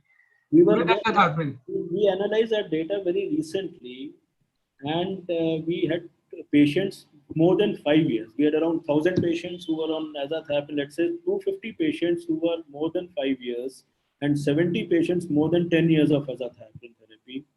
We did not get even a single case of lymphoma. And I have not, it's again a question of you have seen, so obviously that makes in the sense that you have a point out there. But in our experience, we have not seen a single case of lymphoma, despite having a very large cohort, I would say. And with 250 patients, more than 5 years of therapy is a fairly good. Correct. Second question was, where is the role of this therapeutic drug monitoring, especially when we are, using azathioprine, methotrexate, as well as, TNF inhibitors? Where do you keep TDM? DNF therapeutic drug monitoring is very useful, particularly if you find disease is active and the patient is losing response, you measure drug levels. If the drug levels are high and the patient does not have a response, then you know antibodies are being formed and you can measure the antibodies also and accordingly change the drugs. For azathioprine, pharmacogenomics is important, that you would like to do NUDT15 polymorphism before starting it. And subsequently, if you want to measure the response, then you can measure 6 TD and 6 MMP levels. For methotrexate, such kind of monitoring is not available. Dr. Vineet, how? Monica, go ahead. There's an interesting question by Dr. Anil Arora. Why is TOFA? Yeah. Oh, you're already reading it. I was going to read that. No. Because, sir, in TOFA is a pan-JAK kinase inhibitor. Whereas it has been seen that particularly JAK1 inhibitors have been found to be more effective in Crohn's disease. So JAK1 inhibitors or type 2 inhibitor, tyrosine kinase inhibitors, they may be useful in Crohn's disease, whereas a pan-JAK inhibitor, because of some of the beneficial effect which JAK3 may be giving, so as a result, that was not found to be useful in Crohn's disease. So, you can read the questions too then. I should read the question, sir. I think so. You started the ball rolling now. Should azathioprine be stopped before starting tofacitinib? Yes, it should be stopped before starting. Why not use tofacitinib as first-line agent after 5 ASA, even ahead of steroids? No, I don't think so, because tofacitinib has an adverse event profile. And steroids, how do you know that you have given 5 ASA? The patient will just require one steroid course in 2 or 3 years. It's only when the patient becomes steroid dependent, then you know the patient is going to have steroid toxicity. There also, it will be better right now to give azathioprine, because adverse event profile of azathioprine is still better compared to tofacitinib. So tofacitinib is an excellent drug, but it comes with a price in terms of adverse events. So you have to use it when it is really good. What should be the regimen for tapering the steroid when we are starting TOFA? So, ma'am, out there, generally you taper steroids over 3 to 4 months. Then people taper in 5 milligram 2 weeks, or initially 5 milligram every week. But the whole thing is that initially TOFA acts very fast. It acts, half-life is 3 hours, it acts within 3 days and all. But once the effect builds up, then you can taper it really fast. So there is no set rule for that. But initially, TOFA also requires some support when the disease is aggressive. You cannot only start TOFA and hope that it will happen. That time you want to give some amount of steroids, then you can taper off steroids within 4 to 8 weeks, much faster than the way you normally take steroids. Any experience with diversion ileostomy? So diversion ileostomy is very useful in patients with Crohn's disease. The only problem is that around 30 to 40% of patients, the disease relapses after 1 to 2 years. Then you are never able to close the ileostomy. So particularly for young patients, you end up doing it because you again do not have any other agent available. But one should be careful. One should be aware that there'll be a relapse for 30% after 1 to 2 years. Dr. Vineet, after 5 ASA, why not use tofanate way ahead of steroids? But I just answered this question to put it again. TOFA has an adverse event profile. So in such case, let's say 5 ASA, patient requires steroids. He may require steroids once in 2 years only. He may require steroids once in 2 years every 2 years. So that way, he'll not be steroid dependent and the adverse event profile will not be high. So you would like to use TOFA only when there is a steroid-dependent disease, not responding to azathioprine, because then the person has really earned tofacitinib, and there you can balance the risk and the benefit profile can be balanced in that sentence. There's a question, just a minute. Monica, hold on, please. There's a question from Dr. Shobna Bhatia. For CMV positive patient, when to start treatment for CMV? When to CMV positive patient, as soon as you find that CMV is positive, but provided the patient is symptomatic, one. Secondly, in a setting where you have deep ulcers or the patient is symptomatic. And thirdly, if you have done tests, and particularly if you have done a DNA, you have the DNA copies value, then obviously if you have high DNA copies value, you would like to start it. Or if you have immunostaining, which is positive, then you would like to start it. Or if the patient has inclusion bodies, then you would like to start it. Started with ganciclovir? You would like to give ganciclovir for 15 to 20 days, or you can give ganciclovir for 3 days, followed by oral valganoclovir, 900 milligrams PD. Okay, there are many questions. Monica, just hold on, please, because the questions are important. We are doing CME for them, basically. IBD in children with severe disease vis-a-vis adult presentation regarding use of tofacitinib in younger than 18-year-old steroid-dependent ulcerative colitis. So, use it in children. So use it in children. Again, here the data is emerging. Here, I don't think we can we are very clear about it out here because we have much more data for biologicals out here. So here you would like to give biologicals. And any experience throughout the world about use of tofacitinib in children? I'm not aware. So this particular point, I'm not aware. And other question is from Dr. Kamlesh. How long do you give biologics and then step down? How long do you give, sir? Biologicals. Biologicals you can give infinitely. Again, if any given patient, you may, if the patient cannot afford, you may after 1 year or 2 years, if you find there's a good clinical response plus mucosal response, you can stop biological and continue the patient on azathioprine. But if the patient is affordable, I would say give for 3, 4, 5 years, and then you can think about stopping it. Don't stop it. There's a question from Dr. Mayank about tacrolimus enema.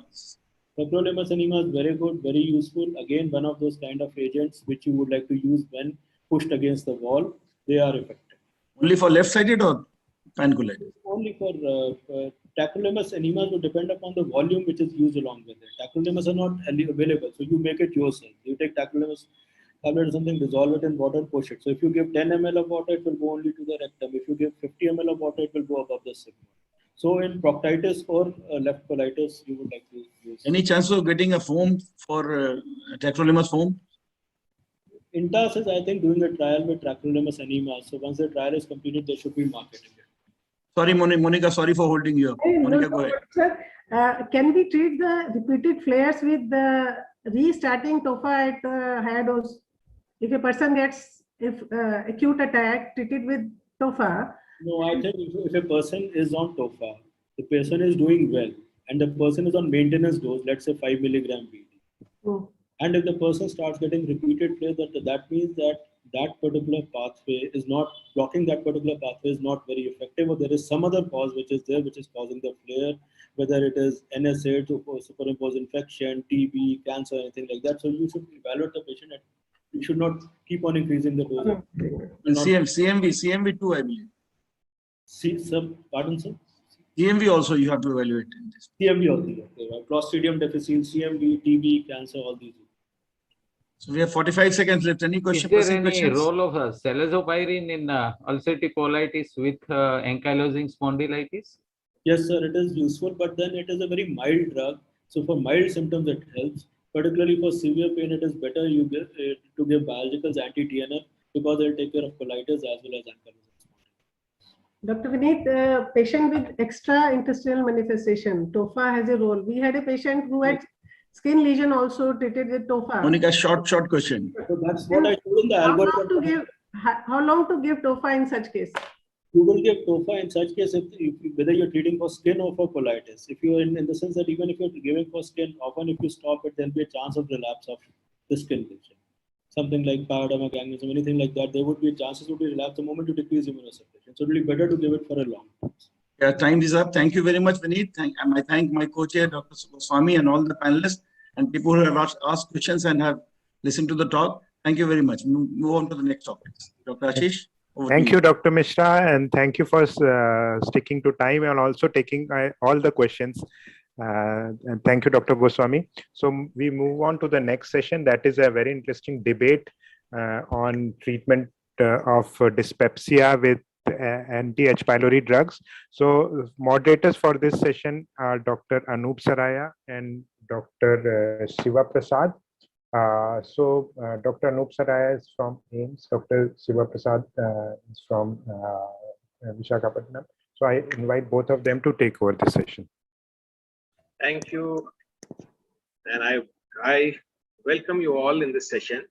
It will be a very interesting debate. And two speakers, they are outstanding speakers. Both are known to this audience. Dr. Usha Datta, she is head of the Department of Gastroenterology at PGI Chandigarh. She is a clinical fellow of Stowe Liver Unit, University of Sydney, and a fellow of American College of Gastroenterology. She is a clinical fellow at McMaster University. She will be speaking for the motion, and Dr. Uday Ghoshal, he is also well known to this audience. He is professor of gastroenterology at another prestigious institute, PGI Lucknow, and he is a fellow of American College of Gastroenterology, fellow of Rome Foundation, and he is currently the editor of Indian Journal of Gastroenterology. Apart from that, we have a distinguished panel Professor Dilip Sharma. He is a leading clinician and academician. He is a health system expert, and he is a cabinet physician to the government of Nepal. He is a public health expert also. Then we have Dr. Nandu Odial. He is on the faculty of Bir Hospital, Nepal. Dr. M.P. Sharma, he is former head of the Department of Gastroenterology at All India Institute of Medical Sciences, and after superannuation, he is associated with Rockland Hospital as consultant. Then Dr. Parimal Lavate, he is director, GI and liver transplant at Jahangir Hospital, Pune. He is a consultant there. And Dr. Piyush Ranjan, who is a senior consultant and vice chairman affiliated to Sar Gangaram Hospital. So I'll invite Dr. Usha to speak for the motion.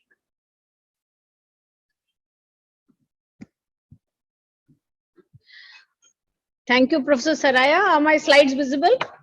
Yes. Yeah, good evening, everybody, and thanks to Dr. Anil Arora for organizing such a stimulating conference, and thanks, Vineet. We had a very good lecture just now. My topic here is on H. pylori should be eradicated in non-ulcer dyspepsia in India. So each of the words are loaded and have an importance. So let me take you through each one of these. H. pylori should be eradicated in non-ulcer dyspepsia in India. This is, I will be speaking for the motion. H. pylori is an old bug. It's associated with the human gut for over 50,000 years. It is far more intelligent than any one of us. It is there with man since he came out of Africa. It has been seen in the mummies, and it is the commonest infection in mankind. 50% of the world is infected with H. pylori, and it is a marker of a poor sanitation status and thus very common in India, and it is not a commensal organism. It causes disease. It hides under the mucus layer, has a urease enzyme which protects it from the acid and stays there and thrives there, and causes inflammation in the form of cell injury, causes atrophy of the gastric cells, resulting in loss of gastric function and acid production, which acid is a very protective thing for our gut, and it leads to loss of that and causes various mutations in the DNA and causes gastric cancer. Even if it is asymptomatic, it is associated with cell damage in the form of antral gastritis, gastric atrophy, metaplasia, dysplasia, and cancer. And in symptomatic patients, we have seen this end of the spectrum. They can come with bleeds and malignancy. But the damage is on even in patients who are asymptomatic. So though 80% of H. pylori infection is asymptomatic, all of them have chronic gastritis. Means H. pylori, if present, there is damage, and that damage control has to happen. What is new about this old bug? The Kyoto Global Consensus Report on H. pylori gastritis was the first one which gave it a status. Despite its discovery long ago, it did not have a status. Even in ICD-10, it didn't have a status. And it was proposed by Kyoto that H. pylori induced gastritis should be a separate entity. In ICD-11, it has been incorporated. Another thing which happened is in non-ulcer dyspepsia, that means a patient in whom you do an endoscopy and do not find an ulcer, you should still investigate for H. pylori, eradicate if present, and if the symptoms are improved, then we call it as H. pylori associated dyspepsia. So this was the next contribution of Kyoto, which suggested there is a separate entity of H. pylori associated dyspepsia. So you have to exclude it before we make the diagnosis of functional dyspepsia. So this was another major change in Kyoto, and thus Rome 4 incorporated this component and said that functional dyspepsia can be diagnosed only after eradicating H. pylori. So these are the three main components which came out of Kyoto. And the next important component which came out of Maastricht 5 is another consensus document which suggested that H. pylori gastritis has to be excluded before a reliable diagnosis of functional dyspepsia can be made, and note that the level of evidence is high and the grade of recommendation is high. Just give me a minute. So next comes the issue of the Kyoto Global Consensus also suggested that it needs to be eradicated irrespective of the functional status of the disease. And this was subsequently followed up by the Espegan as well as the Mastich-Florence consensus report, suggesting that any H. pylori, if seen, should be eradicated because it's a class 1 carcinogen.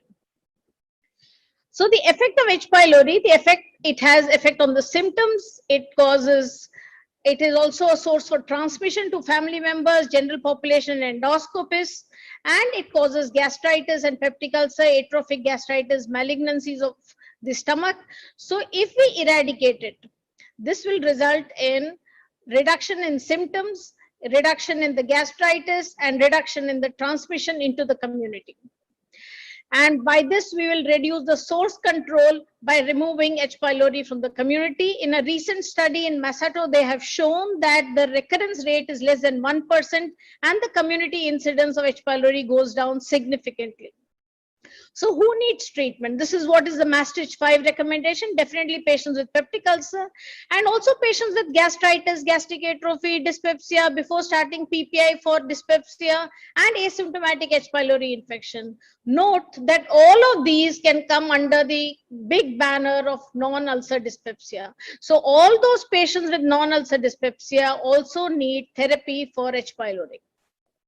So when to eradicate? Whenever you see it, eradicate it as soon as possible, because once intestinal metaplasia happens, it is not reversible, and hence any eradication should happen before this happens.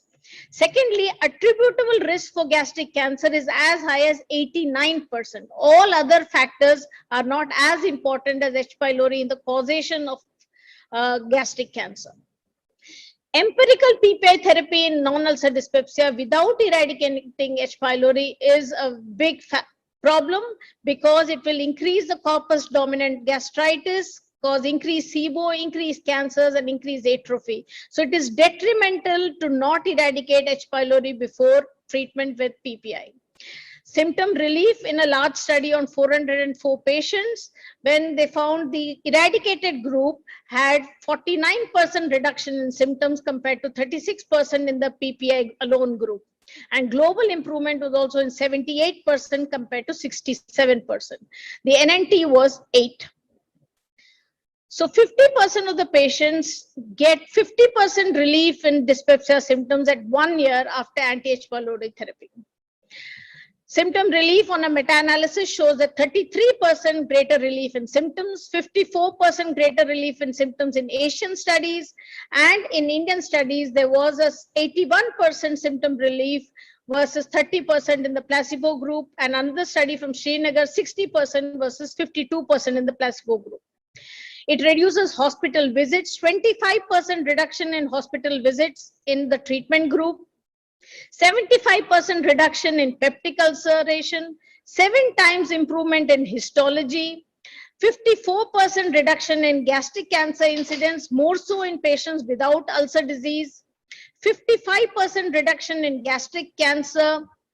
And in a recent study on mass eradication in the community in the Matsu Islands, it has shown that the prevalence of H. pylori after eradication in the community significantly drops, suggesting that source control, if it is taken away, the amount of H. pylori burden in the community goes down. This is associated with significant reduction in the gastric cancer in this community. However, the adverse event is not too much, only 2 times increased short-term adverse event, most of them are minor. So all our features suggest that benefit outweighs the risk. Eradicate H. pylori whenever you see it, whether it is in India or in non-ulcer dyspepsia. There has been a concept of Indian enigma that we have had a lower gastric cancer incidence in patients with H. pylori, but I think the protective factors like ginger, turmeric, and fresh fruits and vegetables, which is common in our country in contrast to the smoked fish and non-vegetarian in other country, must be working in protecting us from this bug. In Japan, Taiwan, China, people go to door to look for this bug. Whereas in India, when the bug knocks at our door, when the patient has non-ulcer dyspepsia and antral gastritis RUT is positive, and we still think we should not be eradicating it. Actually speaking, The benefits: symptom relief, cancer reduction, ulcer reduction, bleeding reduction, iron deficiency reduction, community transmission, all of that are the benefits, and which significantly outweigh the risk in the form of a transient cost, logistics, possibility of resistance, reinfection, and recrudescence. So push it even if it is difficult. If we want our country to become a developed country, the think tanks of our country have to think like a developed country. We cannot think like a developing country to become a developed country. We have to change our mindsets, and I would rest my debate here to say that all H. pylori needs to be eradicated, even if it is a non-ulcer dyspepsia, even if it is in India, because the benefit outweighs the risk of treatment. I would say look for it and treat it. Thank you. Thank you, Dr. Usha. That was a very, very cogent and a very powerful argument in favor of treating all patients with functional dyspepsia. But we do realize there are two sides to this coin. And if it was not so, it would not be a topic of debate.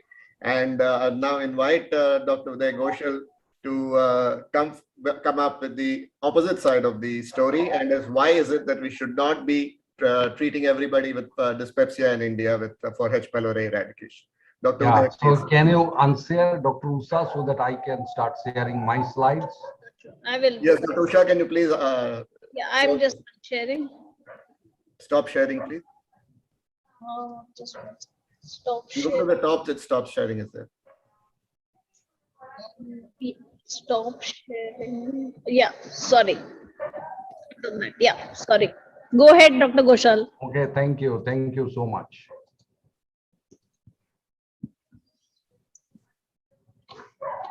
Thank Dr. Usha.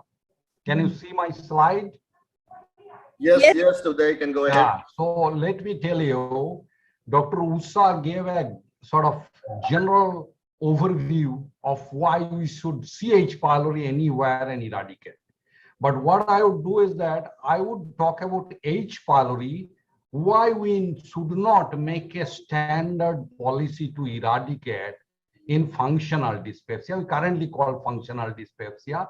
In the earlier version of Rome, we used to call non-ulcer dyspepsia in India in particular. So I'm talking about India, and I'm talking about non-ulcer dyspepsia or functional dyspepsia.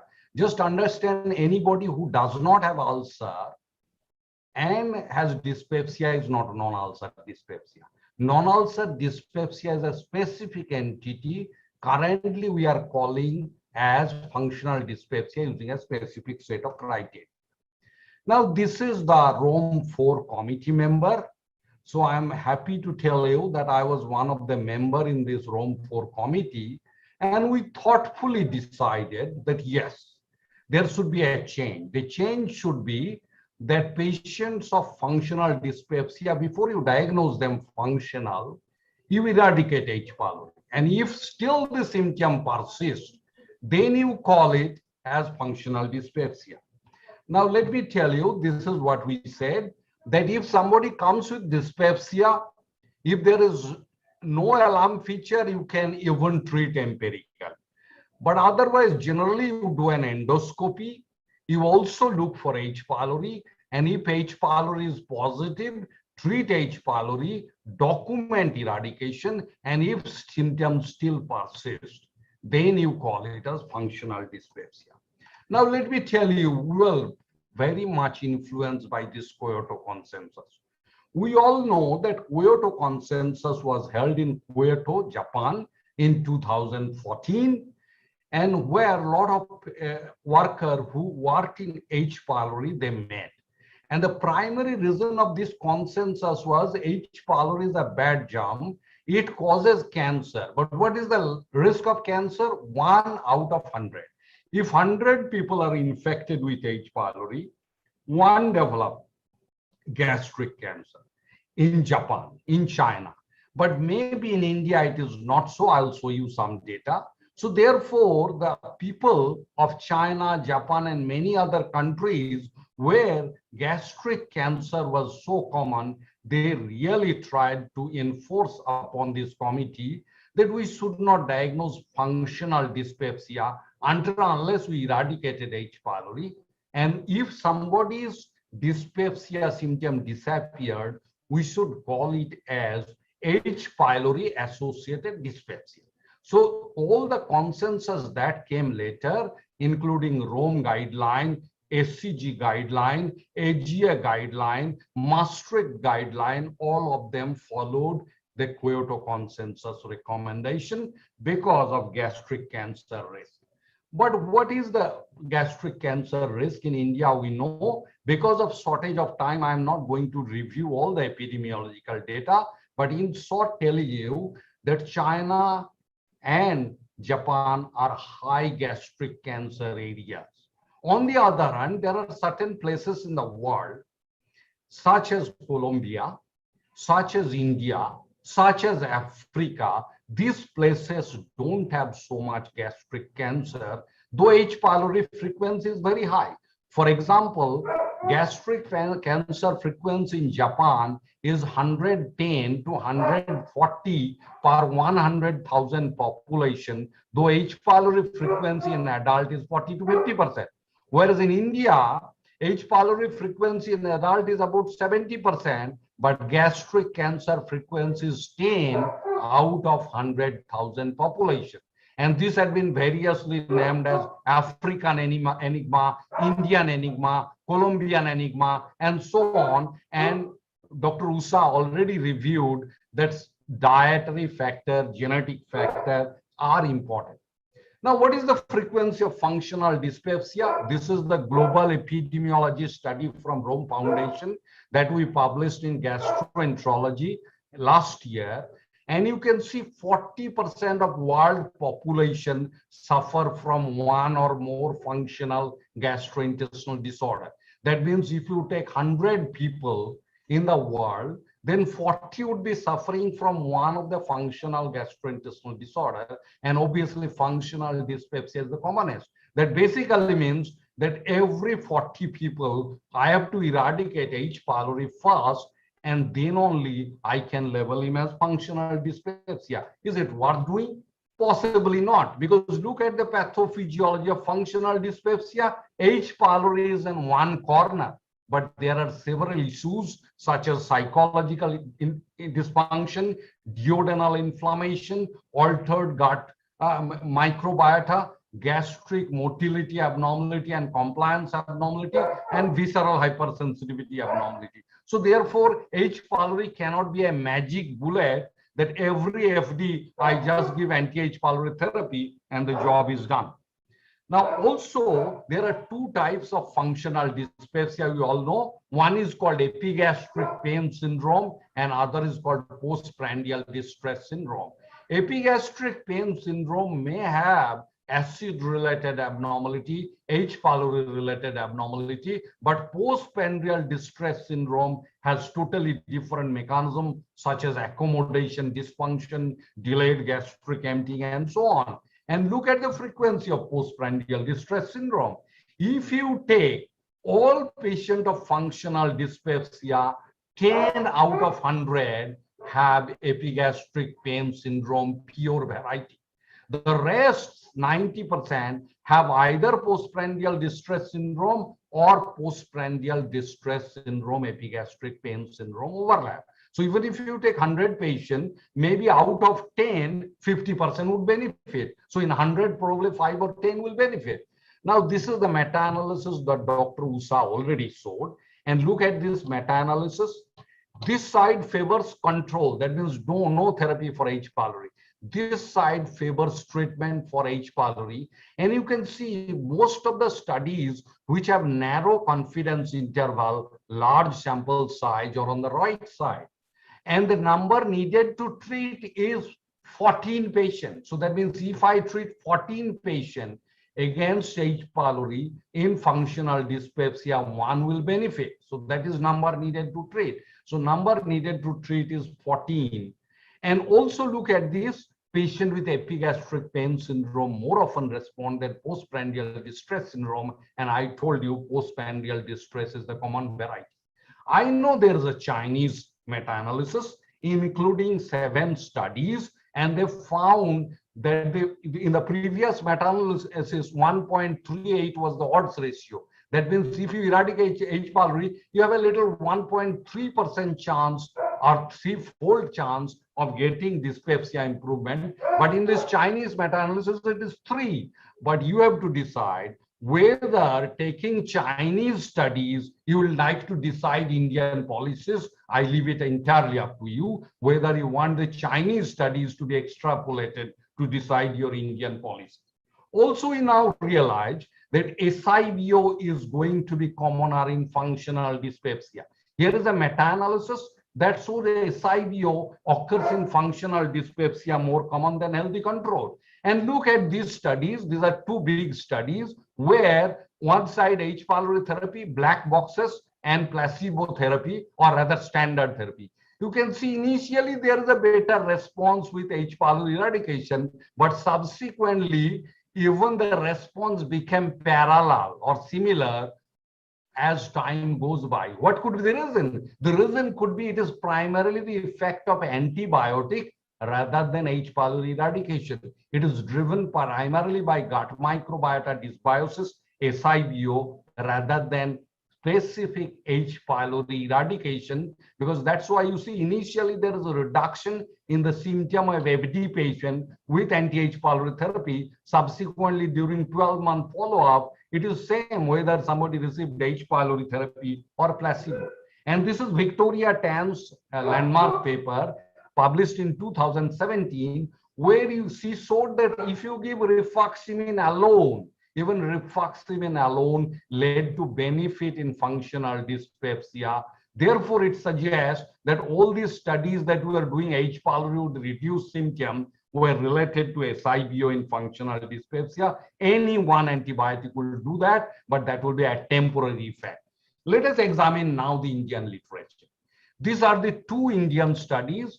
I will say good quality studies because these are randomized controlled trial where they took H. pylori related dyspepsia. This is currently in press, going to be in PubMed very soon. And this is from Dr. Piyush Ranjan group from Gangaram, the organizers of this conference.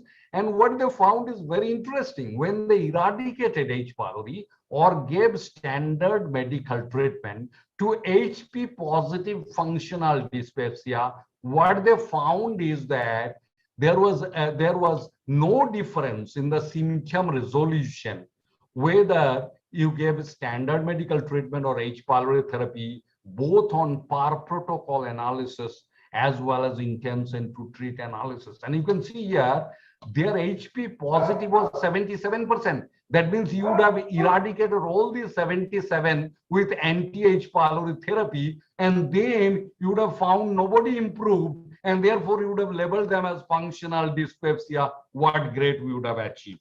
Now, this is another study published quite some time ago. Again, a good quality study from Sere Kashmir by Shaukat Ali Jargar group. The result is very similar.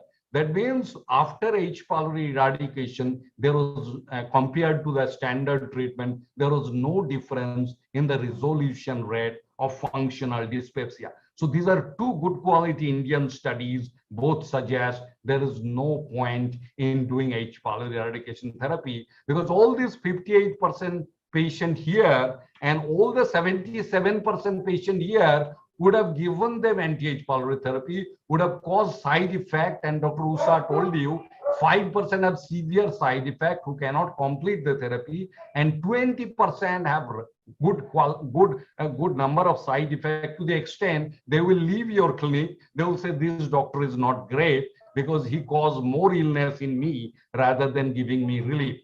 So you have to decide whether you want to be a blind believer of whatever happens in the West and try to extrapolate the same in your country, then probably science of the country will not go forward and will never be leader. Because to be a leader, you have to question based on your data. Therefore, I will conclude that currently international guideline, including the Rome guideline that we published in 2016, suggests that persistent symptom following successful H. pylori eradication should be diagnosed as functional dyspepsia and others as H. pylori associated dyspepsia. The limited Indian data suggests that H. pylori eradication does not provide symptomatic relief to patients with functional dyspepsia in India. Considering very high frequency of H. pylori infection in India and low response rate, and also considering the high frequency of functional GI disorder in the community, anti-H. pylori therapy for every patient with FD may be perhaps wasteful, and we have a community medicine person with us who will tell you that possibly this will be wasteful.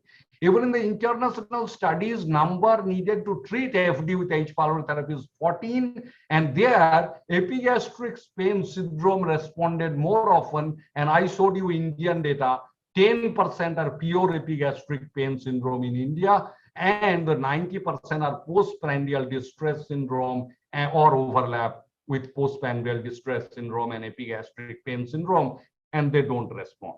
Response to anti-H. pylori therapy may be related to antibiotic working against SIBO rather and gut microbiota dysbiosis rather than its action on H. pylori. Hence, I would say there is no debate. I would say that I'm sure my Dr. Usa will agree that it is too premature to say that we need to eradicate every H. pylori infected patient with functional dyspepsia in India currently, but we wait for more studies, and maybe in future we'll take a better decision, more informed decision. Thank you so much. Thank you, Uday. I think that was also a very powerful argument describing the limitations of H. pylori eradication, especially in our country. Usha, you have just 1 minute for rebuttal, and then we can address some questions. Yeah, thank you. I knew I had a very worthy opponent, but I was thinking that his case is actually weak. He has tried to put it up strongly, but if you put up all the components of the H. pylori is a bug which has to go. If you see it, you have to take it out. And all consensus documents suggest that we should look for it and eradicate it before we call it functional dyspepsia. The other point I want to make here is that dyspepsia is a very non-specific symptom. There are various components which cause these symptoms, including the diet of the patient and the lifestyle and the H. pylori and his inherent immune status. So obviously just taking out one bug will not take out everything. However, meta-analysis have shown that 33% reduction in the symptoms also happens with H. pylori treatment, and that takes about 6 months to 1 year. So that is your first benefit. The second is definitely a reduction in transmission in your country. And the third benefit is reduction in gastric cancer. So we do see a large number of gastric cancers which are young age patients, and 89% of the gastric cancer in the worldwide is attributed to H. pylori. So even if we save a few gastric cancer, we have done a great deal.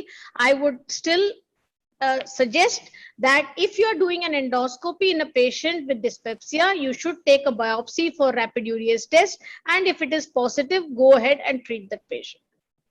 Thank you.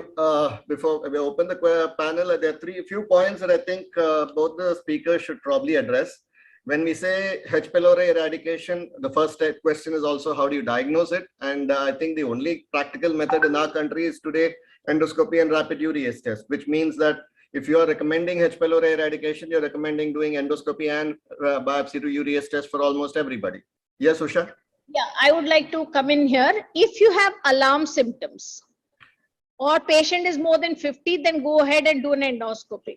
However, the non-invasive way of diagnosis of H. pylori should be an order of the day in other sets of patients in the form of a stool antigen for H. pylori or a urea breath test. So I would suggest if you're doing endoscopy, do a rapid urease test. If you're not, if the patient, there is no indication for endoscopy, don't do an endoscopy to look for H. pylori. In that subset, do a stool antigen for H. pylori, which we routinely do in our patients in PGI and have decent pickup rates for these kind of H. pylori infection.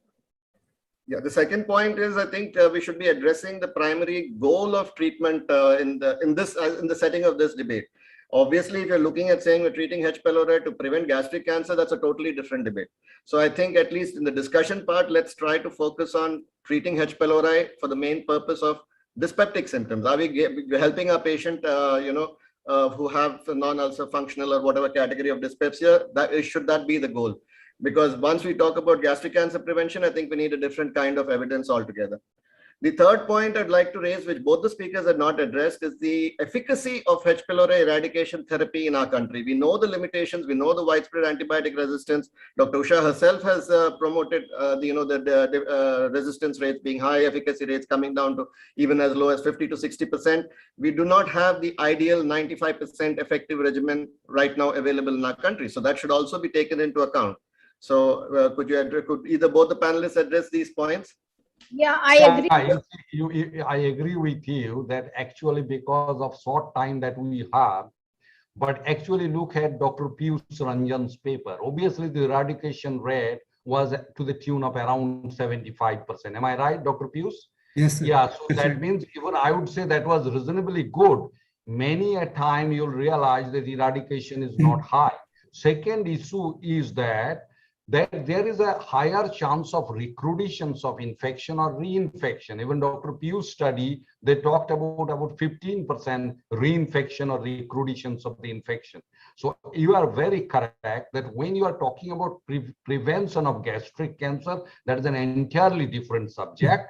In fact, there are studies from China and also other countries which showed that just eradicating H. pylori is not the best method to prevent gastric cancer, because there are other factors which are important in carcinogenesis. But in FD patient in India, based on the current evidence, I reiterate, I say that this is a policy. If we make, then possibly it will be difficult to adopt that policy based on the evidence that we have. And nowadays we practice evidence-based. Sir, Dr. Ghoshal, I would like to ask one question, and also to Dr. Usha Datta.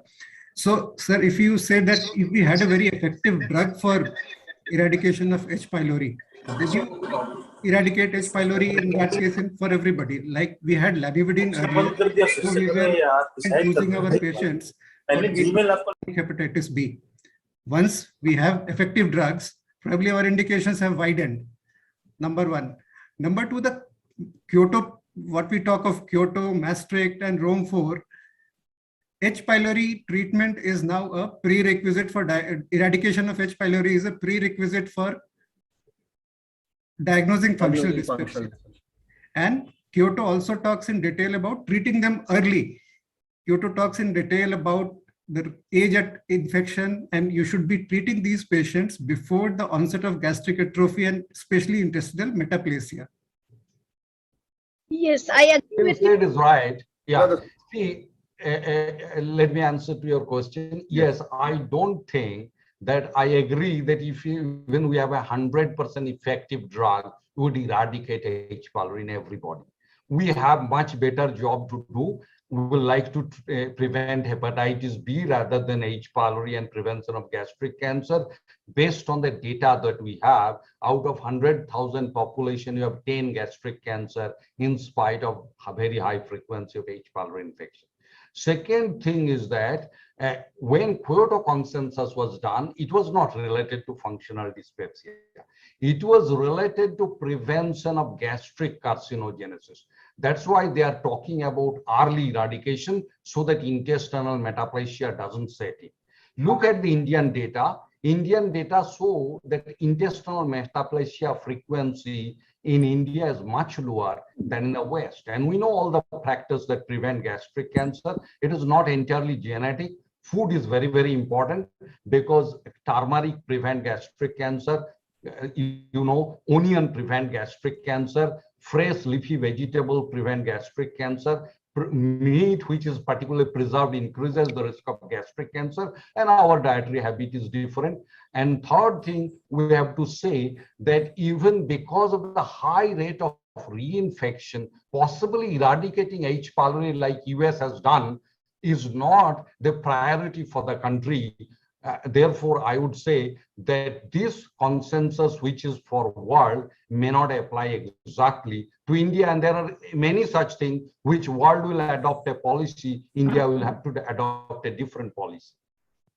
I would like to, thanks Dr. Ghoshal. I would like to say, I would second what Piyush has said, that if we have a better drug, an easier drug, like a vonoprazole, amoxicillin combination, which is coming up, these are expensive, but maybe we may get a cheaper, more effective drug. And if we do get it, I'm sure we would like to eradicate H. pylori, eliminate H. pylori like hepatitis B and C. Nobody talked about hepatitis B and C elimination 20 years back, but now we are talking. So we should not also let the world go ahead and we be left behind, because then our country will never be a developed country if we continue to think like this. The second point I wanted to say is definitely there is symptom improvement, maybe the antibiotic effect, maybe the eradication, but definitely studies have shown that in the group where eradication has been established, they have more symptom improvement than the group which did not have eradication. The third point I wanted to say here is the aim here is not that you go to the community and start eradicating H. pylori, but the patient who's coming to you with GI symptom, he is having functional dyspepsia, there is gastritis, eliminating H. pylori, which is a known cause of gastritis, is the best way to go ahead. So minimum the patient who's coming to you, knocking on your door, asking for relief of his symptom, you don't have any other cause which is well defined in these patients, you should eliminate H. pylori for the sake of the symptom, as well as for the sake of long-term reduction in complications, including gastric cancer.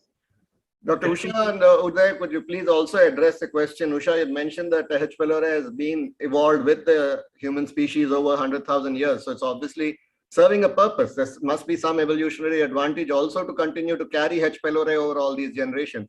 And we do know there are certain adverse effects of eradication in terms of the increase in G-junction carcinoma, probably increase in reflux esophagitis.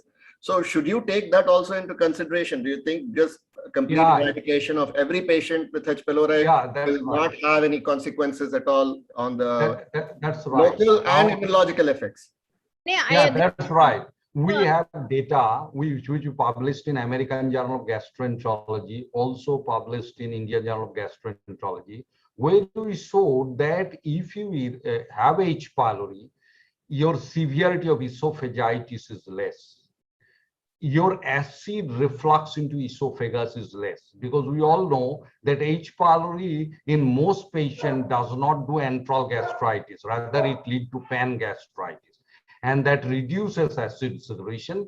There are studies, like one study from Netherlands by Kuiper showed that if you eradicate H. pylori, there is a severity, increase in the severity of GERD, which is expected, because we all know G-junction adenocarcinoma has increased, or lower end esophageal adenocarcinoma has increased. In the West, in H. pylori frequency in the West is very low. GERD is a major problem to them. Barrett's is a major problem to them. Same is not true for India. I did not address another issue. See, apart from the dietary factor, even the infection with helminth modulate H. pylori induced inflammation. When somebody has helminth plus H. pylori, they actually have lower degree of gastritis, less intestinal metaplasia because of Th2 response. Now, what happens is, this is one of the reasons why we in India get much lower gastric cancer. And this has been shown in Colombia. This has been shown in Africa. There is a study by Paleo Korea. He looked at people who have helminth, who do not have helminth, and look at their gastritis, intestinal metaplasia, and they found there is a difference, because helminth causes Th2 response that reduces the degree of gastritis and intestinal metaplasia. Dr. Shiva, yes. Usha, we have a public health expert also on the panel. I would like him to respond, because this is a public policy. So Dr. Dilip Sharma, he is there. What is his policy? And in Nepal, what he will think about it. After listening the debate, what is his opinion from public health perspective?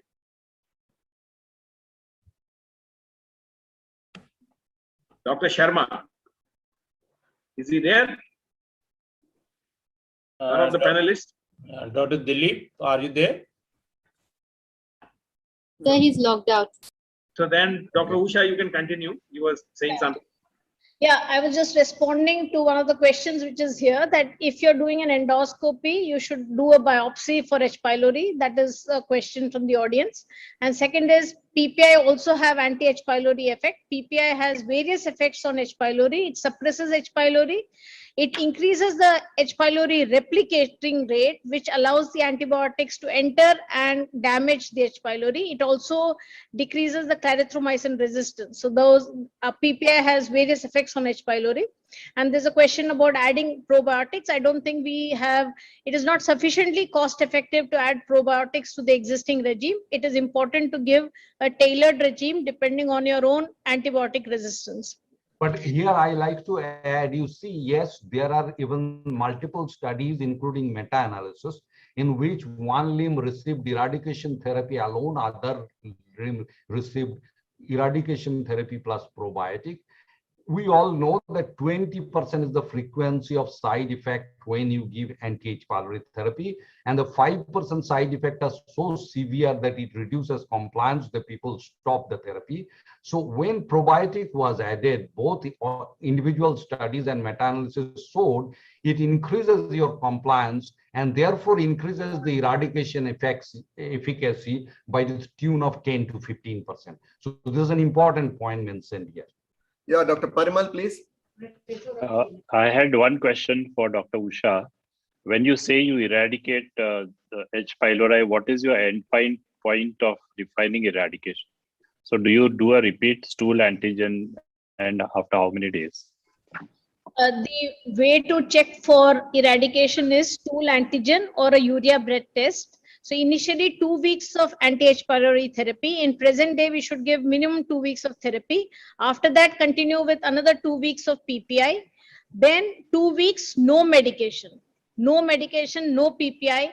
And then minimum 2 weeks of PPI and 4 weeks after the last antibiotic dose, you should check for H. pylori, either by a urea breath test or a stool antigen test. You should not repeat an endoscopy for that same purpose unless there was a gastric ulcer to start with, because of which you started the anti-H. pylori therapy. Otherwise, in a patient with functional dyspepsia, if you are eradicating, test with stool antigen at the end of 8 weeks of your therapy start.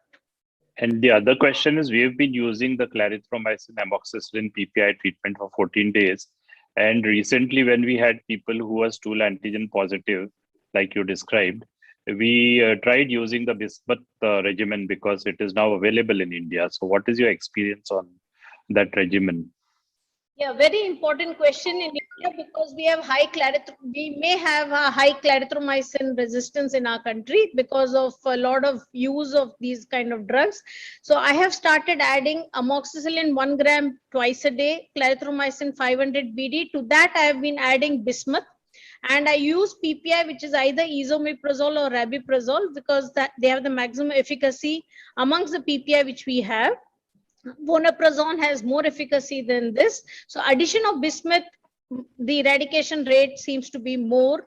And that is what studies show, that we should use bismuth in situations where you have suspected high resistance to H. pylori. I think we'll have to stop here. The time's up. I know there are a lot of points that can still be discussed, and this is a interesting point, interesting topic, and which definitely practices polarize. There are people who would eradicate widely and people who would be refraining from eradicating unless it's clearly, strongly indicated. And we've got a lot of information presented from both sides, Dr. Usha and Uday, who are giant titans in the field. Thank you. Yes, Usha? Yeah, I just want to leave it with the one last question. If any gastroenterologist is H. pylori positive, will he treat himself or not? The question is, would you test for yourself or not? I think that's more important. If I was getting an endoscopy done, I would ask not to be tested for H. pylori, I think.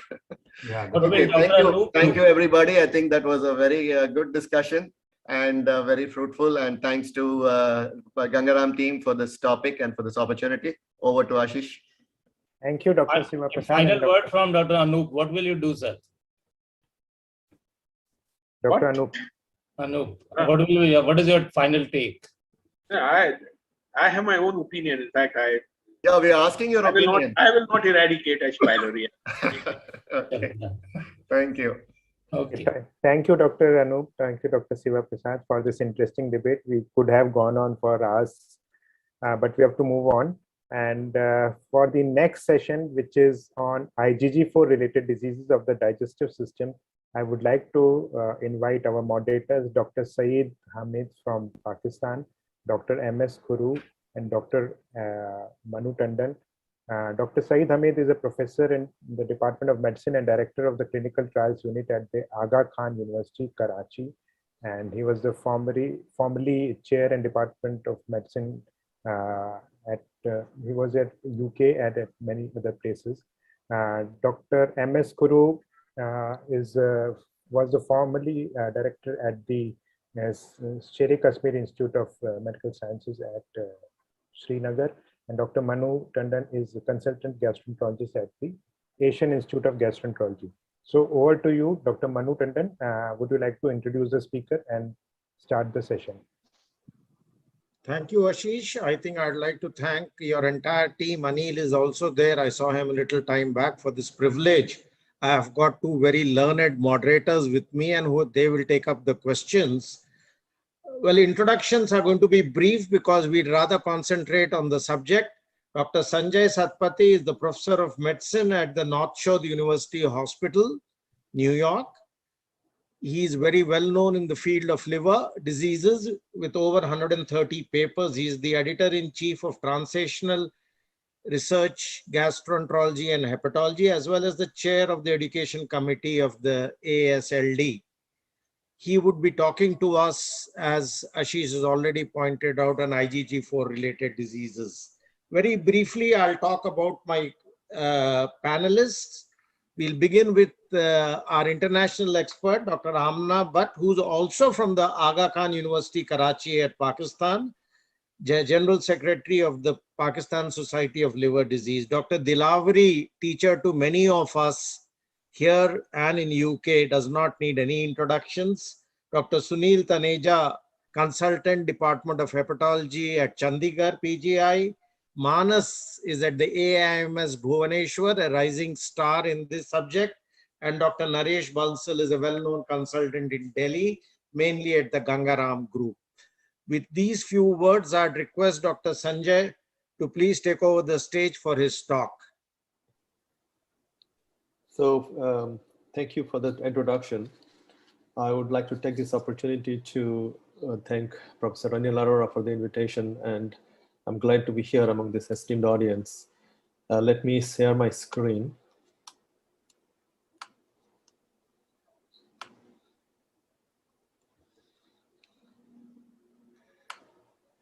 Is my screen visible? Yes, you can go ahead. All right, great. So I've been assigned to talk about IgG4 related diseases of the digestive system. So IgG4 related disease is increasingly recognized entity more recently. And as you can see on this slide, it affects multiple organs, either in isolation or as a multiple organ involvement. This can happen synchronously or metachronously as well. Today, my focus will be the GI-related diseases that will include pancreas, liver, biliary tract predominantly, but also I will talk about involvement of the esophagus, stomach, small bowel, and the colon to some extent as well. So having said that, examination of multiple organs is important when you have signs and symptoms of IgG4-related disease. And this is just to give an overview of what investigations you could potentially need to do when there is a suspicion of this IgG4-related diseases. This is a predominantly, slightly male-predominated disease, although it's pretty much affects both gender, but the slight male predominant. But this does not help a lot the gender in terms of diagnosis of IgG4-related diseases. The Boston consensus criteria is the criteria that has been widely used for diagnosing IgG4-related diseases that can be extrapolated to different organs. I'm exemplifying this on the liver itself. So the so-called criteria describe three principal histologic and a couple of additional minor criteria for the diagnosis of IgG4-related diseases. Usually, a diagnosis requires at least 2 out of the 3 major criteria. And in addition, histologic findings and 2 principal supporting immunohistochemistry findings are also described. So let me point out this, the major findings which I'll be talking over and over again during my lecture. The main findings are the dense lymphoplasmacytic infiltrate, fibrosis that is arranged at least focally in a story-form pattern. It's like a cartwheel pattern that you can see here in this particular diagram. And obliterative phlebitis, which is essentially expansion of the lymphoplasmacytic infiltrates into the lumen of the vein mostly, and sometimes arteries are affected, but primarily is the phlebitis, and almost squeezing the lumen into a slit here. So these are the three major criteria, out of which 2 out of 3 is important in the diagnosis. Additional findings that neither sensitive nor specific are phlebitis that does not obliterate the lumen, and increased eosinophilic numbers. The supporting findings, in addition to the major criteria we talked about, are the 2 principal supporting immunohistochemistry findings are described as elevated IgG4 positive cells, and the ratio of IgG4 to IgG ratio greater than 40%, that is more than 0.4. So with that, I want to just touch a little bit on the pathophysiology. So what we found, there was a fibrotic lesion, and there are mass-like lesions that we see in different organs. So these fibrotic lesions in IgG4-related diseases probably the result of an interchange between the activated B cells and the CD4 positive cytotoxic T lymphocytes and M2 macrophages and fibroblasts. The way it's happening here is this activated T cells, the activated B cells, they migrate to the inflamed tissues, and they present the antigen to the activated CD4 T cells, promoting their expansion into CD4 positive cytotoxic T cells. Now, these clonally expanded CD4 positive CTLs that target cells, the target cells within the inflammatory milieu of the lesions, then induce apoptosis by cell death by releasing perforin or granzyme. So, and this by the transforming growth TGF beta activated M2 macrophages, then they clear this apoptotic cells by efferocytolysis. Now, this M2 macrophages releases IL-10, CCL18, and IL-33, and these activated B cells releases PDGF. All these things leads to activation of the fibroblasts. It also is supported by the CD4 positive CTL cells by IL-1, beta, TGF beta, and interferon gamma. All these things lead to activation of the fibroblasts. And these fibroblasts, once activated, they release extracellular matrix proteins and they fill the potential space that is generated by the apoptotic cells. And this leads to what? A clinical manifestation of tumor-like soft tissue mass and organ enlargement. It also leads to the characteristic histopathology, which is the lymphoplasmacytic infiltrate and the storiform fibrosis. So this overview also gives us ability to treat these patients, especially with rituximab. When you eliminate these CD20 positive B cells, it leads to a reduction of the cytotoxic CD4 T cells and improvement potentially of the fibrosis through the TGF beta and IL-1 beta reduction. I'm going to focus now system by system. We'll talk about IgG4 related hepatobiliary diseases at the first. The IgG4 related liver disease, grossly the disease may mimic a bile duct carcinoma with thickening of the bile duct as well as expansion and fibrosis at the porta hepatis. Less commonly, a well-circumscribed intrahepatic mass may be identified. And as pointed out here is one of the explanted specimen on histologic evaluation. There is a 6 centimeter mass lesion that showed pathologic features of the IgG4 sclerosing cholangitis. This is actually more recently being called as IgG4 sclerosing cholangitis.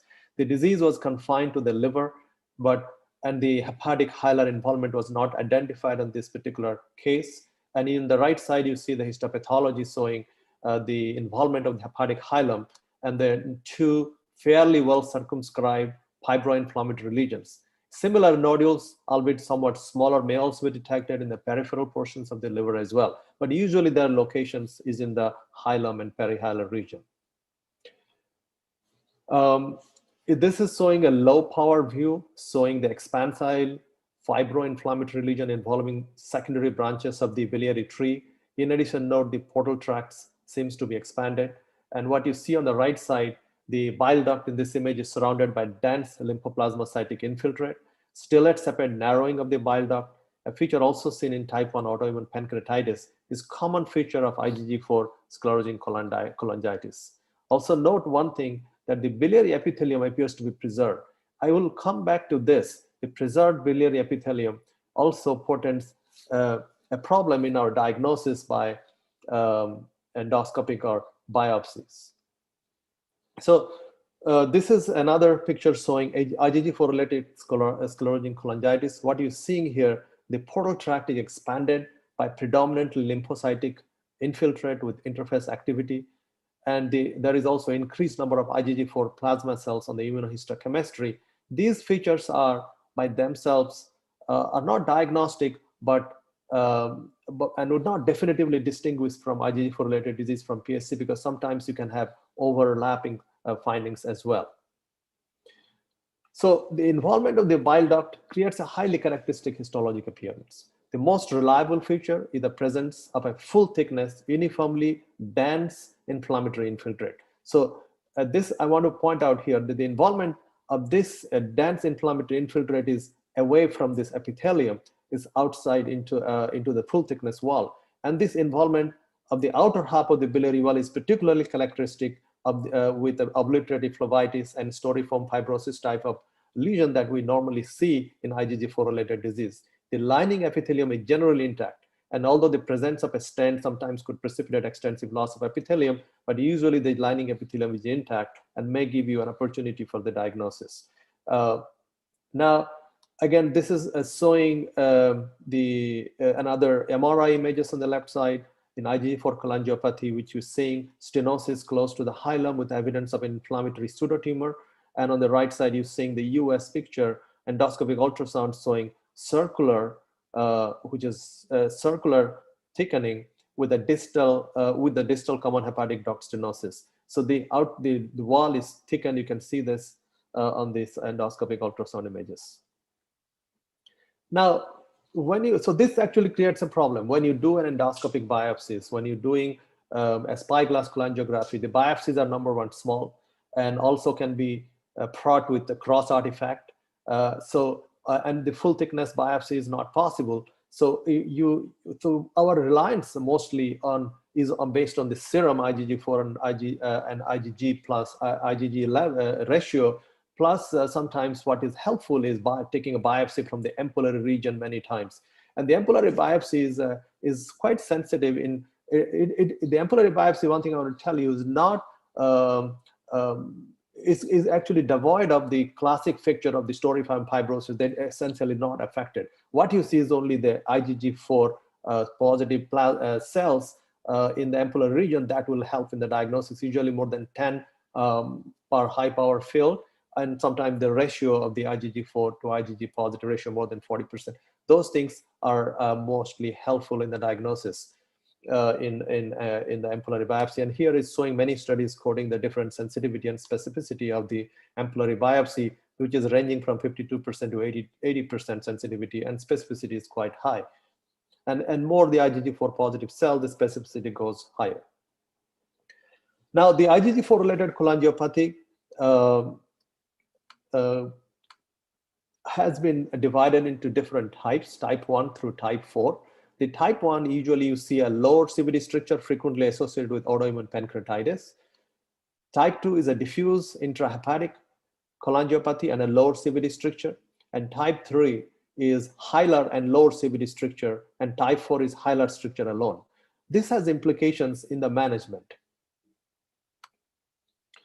Why is that? Because if you talk about the lesion and the type 1, your differential diagnosis will be bile duct cancer, chronic pancreatitis, and here an intraductal ultrasound, an US FNA of the pancreas, and biopsy bile duct could potentially help in diagnosing these patients.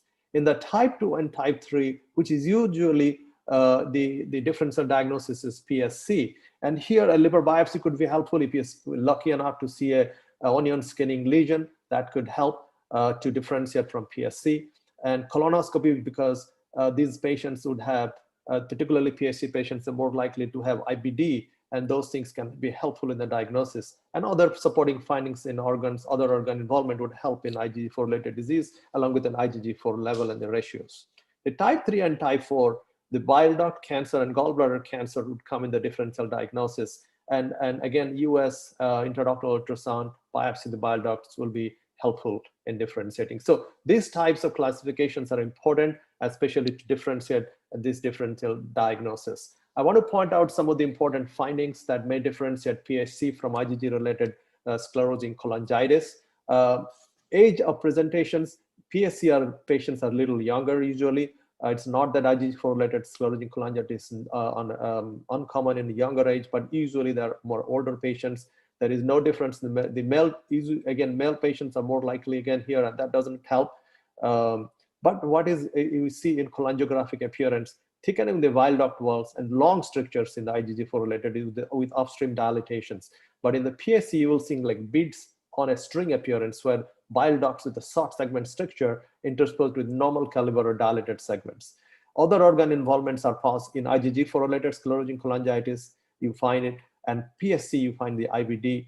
And the level of IgG4 more than 140 is classically helpful in the diagnosis, which is quite common in the IgG4 related disease. Histology, as I said earlier, onion skinning, periductal fibrosis, more likely helpful in PSC, but it is also seen in small percentages cases of the IgG4 related sclerosing cholangitis, so it's not entirely helpful. And the immunohistochemistry particularly is helpful by looking into in the biopsy, especially when more than 10 IgG4 positive cells per high power fill and the ratio more than 0.4. And the other thing is the response to steroid or immunosuppressive therapy, quite swept in the IgG4 related sclerosing cholangitis, but minimal response in PSC patients. So that is a diagnostic algorithm the Japanese society has come out with. And basically when there is an organ manifestations and you will look for the IgG4 level of more than 135, this is essentially for all IgG4 related disease, but can be extrapolated to liver or any particular organ as well. So, and when it's more than 135, it's yes, you do biopsy and you find the biopsy, the ratio more than 40% or IgG4 positive plasma cells more than 10 per high power fill, it is yes, then it's definitive and go from there. But if it is yes, and there are other findings are probable based on other atypical features, then you have to go by the organ specific criteria. But if you have the levels are low and the ratios are not there, and the IgG4 levels are not elevated, you pretty much exclude those diagnoses. The other important thing is you have to resort to the criteria of HISORT, which is the 5 cardinal diagnostic features that you can look for. This is particularly I'm talking about in the liver and in the with the IgG4 sclerosing cholangitis, and you can see you have to go by histology, imaging, serology, and other organ involvement and response to immunosuppressive therapy, and clinical biochemical and cholangiographic improvement within about 4 to 6 weeks after starting steroids.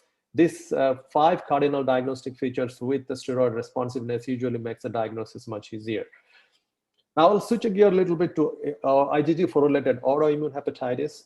This is a classic picture of a patient with the IgG4 AIH where we're seeing lobular inflammation with the journal to breathing necrosis, then fibrotic septa showing inflammatory infiltrate consisting of lymphocytes, plasma cells, and eosinophils, and the enlarged portal tract showing inflammatory infiltrate with interface activity, and the hepatocytes are trapped in the fibrous septa, and IgG4 immunostaining positive.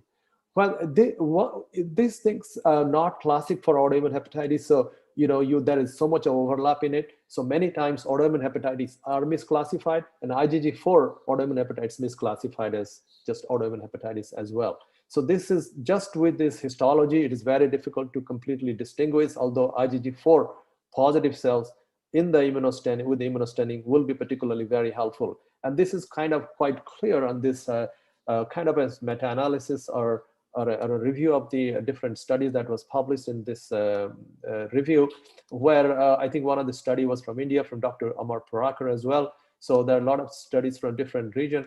And what you can see here is these studies actually look into different criteria by looking into either more than 5 IgG4 cells per high power fill to more than 10. So there are some variations because there was no standard criteria, and these are things evolved over time. But with that, with having said that, the number of patients they find is about, it's a range with the IgG for AIH, a range from 3.3% to 36% in their patients with autoimmune hepatitis group. And the differences between the liver enzymes or liver biochemistry is not that classic to help or be helpful. IgG4 levels, some of these studies, they didn't find a lot of a difference in the serum itself, but the histopathology, there are some increased lobular and plasma, lobular hepatitis and plasma cell infiltrate. But then again, some studies are showing no difference as well. So this histopathology, what I'm seeing is not that helpful in terms of differentiating. So what is more important is the IgG4 positive cells per high power field on immunohistochemistry is primarily more helpful in the diagnosis. So the proposed diagnostic criteria that has been proposed by the Japanese Society is as follows here for autoimmune hepatitis from IgG4 related AIH. Serum IgG4 level more than 135, increased IgG4 positive cells in the liver tissue with more than 10 per high power field, chronic hepatitis with zonal and bridging necrosis or broad collapse, and metachronous or synchronous association of other IgG4 related diseases. So when you have the definite IgG4 related AIH, when you have all four present, probable when there were 3 of them are present, 1, 2, and 3, and possible when any 2 conditions. So this is helpful in at least to guide us into diagnosing IgG4 related autoimmune hepatitis. And this case particularly exemplifies a relationship between association of AIH with or IgG4 related autoimmune hepatitis with other IgG4 related diseases, such as in a particular patient here is an autoimmune pancreatitis. This case exemplifies the different flare of autoimmune pancreatitis and AIH and their association at the same time. And what they have shown over a period from 2003 to 2013, this patient has episodes, initial presentation was autoimmune hepatitis. And you have elevated ALT, IgG4 and IgG levels, and that classified to the diagnosis of IgG4 related AIH. Later, this patient developed pancreatitis and again responded to it. And again, with the flare, there was an ALT elevation at the same time as AIP as well. So this raises the question, should IgG4 AIH be considered as a subtype of AIH or as a hepatic involvement of systemic IgG4 related diseases? I think I'll list this question for our discussion. Now, imaging an autoimmune pancreatitis, I'll go to the next one. What you see classically is a sausage-shaped swollen pancreas with the main finding in this particular MRI, which is classic of this patients. And the MRCP shows the AIP typical variations in the caliber of the pancreatic duct and post-stenotic dilatation, and with a classic double duct sign, localized stenosis with both bile duct and the pancreatic duct. So the AIP, autoimmune pancreatitis, the international consensus diagnostic criteria for autoimmune pancreatitis, they came out with the guidelines. So essentially they designed 2 criteria, level 1 and level 2. Each has its own parenchymal imaging, ductal imaging, serology with other organ involvement, and histology appearance. I'm not going to go through all the details for the interest of time, but just suffice to say that we have these 5 criteria, P, D, S, and H, which is parenchymal imaging, ductal imaging, serology, and histology of the pancreas. The histology is usually classic, and at least 3 of the following: periductal lymphoplasmacytic infiltrate without granulocyte infiltration, obliterative phlebitis, storiform fibrosis, and more than 10 per high powered field of IgG4 positive cells, which is classic we talked about earlier. So this, but the level 2, when there is little atypical findings, that goes down to the level 2 route. Now, with that being said, if the patient presents with an AIP and presenting with obstructive jaundice or pancreatic enlargement, and you have a classic level 1 type of parenchymal findings, and you review the imaging, IgG4 levels, and ampullary biopsy that's suggestive, yes, you don't have to do any pancreatic biopsies here, and classically these patients can be treated with a steroid, and if you respond yes, then the diagnosis is confirmed. If they're not, then you have to follow the type 2 AIP, which I'll go in a second. So if the patient otherwise presents with a pancreatic mass, then you go to the same route, but you may need a biopsy of the pancreas. And the biopsy is suggestive, then you go for it. It's a definitive AIP. If the biopsy is inconclusive and there is a mass lesion, sometimes they need a surgical resection and maybe you need a diagnosis in those cases. Sometimes you're not available inconclusive, then you go for a steroid trial. And if they respond, you consider the diagnosis. And the steroid trial fails, you reconsider it. And again, there is the type 2 AIP, again, a similar route. Again, not going through the details, but again, this is the more difficult scenario in the type 2 AIPs especially. But if you have a pancreatic core biopsy that is quite suggestive, you make the diagnosis. Otherwise, you go through a number of steps, which I don't want to go through right now, but for the interest of time, and I have this reference here, you can go through this one. But I want to suffice to say the difference between the type 1 and type 2 AIP. So what usually they have shared criteria in both type 1 and type 2. They have the periductal lymphoplasmacytic infiltrate and inflammatory cell-rich stroma, which is similar in type 1, type 2. But what you see more commonly in type 1 AIP, the storiform fibrosis is pretty prominent, and the IgG4 positive cells are more than 10 per high power field, more likely in type 1 AIP, which is less noticeable in the type 2 AIP.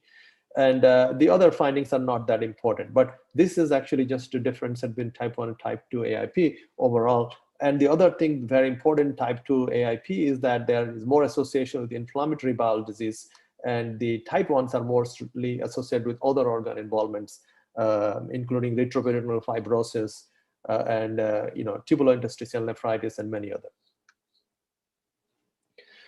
So finally, we'll move on to some of the luminal scenarios. IgG4 related sclerosing esophagitis.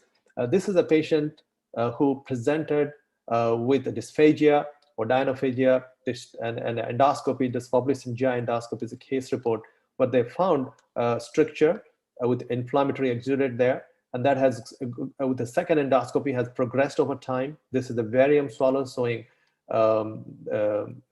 diffuse irregular luminal narrowing with several ulcerations in the mid to lower esophagus. And then this patient, unfortunately, because of the inconclusive diagnosis, this patient underwent a resection, and the resected specimen, what you're seeing is showing transmural fibrosis inflammation with lymphoid follicles, and there is diffuse infiltrations of lymphoplasma cells and eosinophils with stromal sclerosis. And as you see in the bottom, you're seeing the dense infiltration of IgG4 positive plasma cells. So this was a difficult diagnosis, especially can pose challenges in your clinical practice and may lead even to a complete surgery and resection. But the authors think that potentially this could have been avoided by giving a steroid trial. It could have made a diagnosis earlier. There are cases with a gastric IgG4 related autoimmune fibrosclerosing pseudotumor. This is a patient who had an endoscopy with a large polypoid mass in the gastric midbody. The CT scan also shows that, and then when they took it out, they find IgG4 immunohistochemistry demonstrating IgG4 positive plasma cells. So this kind of presentation is possible as well. This is another very important case report that was presented. I think we all see similar cases in our clinical practice as well, published in American Journal of Gastroenterology. There's a 62-year-old man who presented with a 2-month history of epigastric pain, underwent an EZD, which showed gastric fungal varices without any signs of bleeding. Then they did a CT scan, which is showing a 14 centimeter mesenteric mass extending along the mesentery, involving the supramesenteric artery, splenic vein artery, inferior mesenteric vein and artery. So, and this patient's immunoglobulin level was elevated to 179, and the endoscopic ultrasound guided needle aspiration confirmed IgG4 related sclerosing mesenteritis. The patient was treated with prednisone 30 milligram a day and tapered over 24 weeks to 5 milligram a day, and the gastric varices disappeared, and marked improvement in mesenteric mass was confirmed on our CT scan. So I think this kind of diagnosis is so important because we can make a big difference in these patients' life.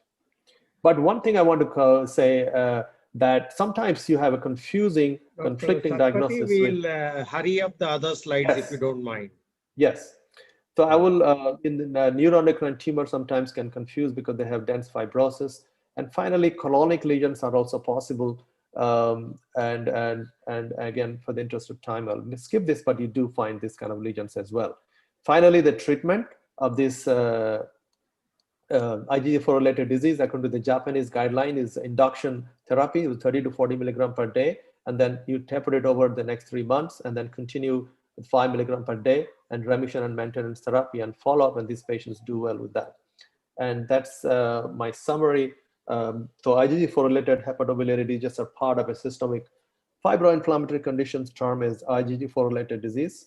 Hepatobiliary diseases can present with abnormal liver chemistry, biliary stricture, impending differentiation from other benign and malignant hepatobiliary disorders are kind of very difficult and sometimes creates a lot of challenges. And multiple organs, as I said, are involved. And the diagnosis is based on a combination of clinical, biochemical, radiological, and histologic findings. These patients respond to steroid very well and should be treated that way. I will conclude with that, and thank you very much for the opportunity and take some questions. Thank you, Dr. Satpathy. That was a wonderful overview. We enjoyed your lecture, and I'd request my co-moderators, Dr. Kuru and Dr. Hamid, to please take up the questioning. We can go ahead and ask Dr. Satpathy to take up the questions that have been put up. Does Dr. Kuru want to start, or shall I start? Dr. Kuru, where are you? You can start, Dr. Hamid. Yes, either way. I think Hamid, you should start. Go ahead. Okay. Well, thank you very much for the talk. It was very nice, a good summary of everything. My question to you, Dr. Satpathy, is on the diagnosis. I think that is where we have the biggest problem. What is the sensitivity and the specificity of the IgG4 test, which is the one that is most widely used? I like your emphasis on the biopsy material and the biopsy findings and the features, which sort of facilitate the diagnosis. But quite often we find in our practices now that people are doing IgG4 levels and just making, in many cases, a presumptive diagnosis and starting the treatment with steroids because it is a very steroid responsive disease. But then you really wonder whether this is good practice or not. So I would want to put you on the spot to say what is the sensitivity and specificity of IgG4 levels and how much is the need for a biopsy in our clinical practices. Over to you. That's a wonderful question, actually. Well, serum IgG4 level concentrations are normal in approximately 10 to 40% of the patients with IgG4 related disease. So that makes a diagnostic challenge.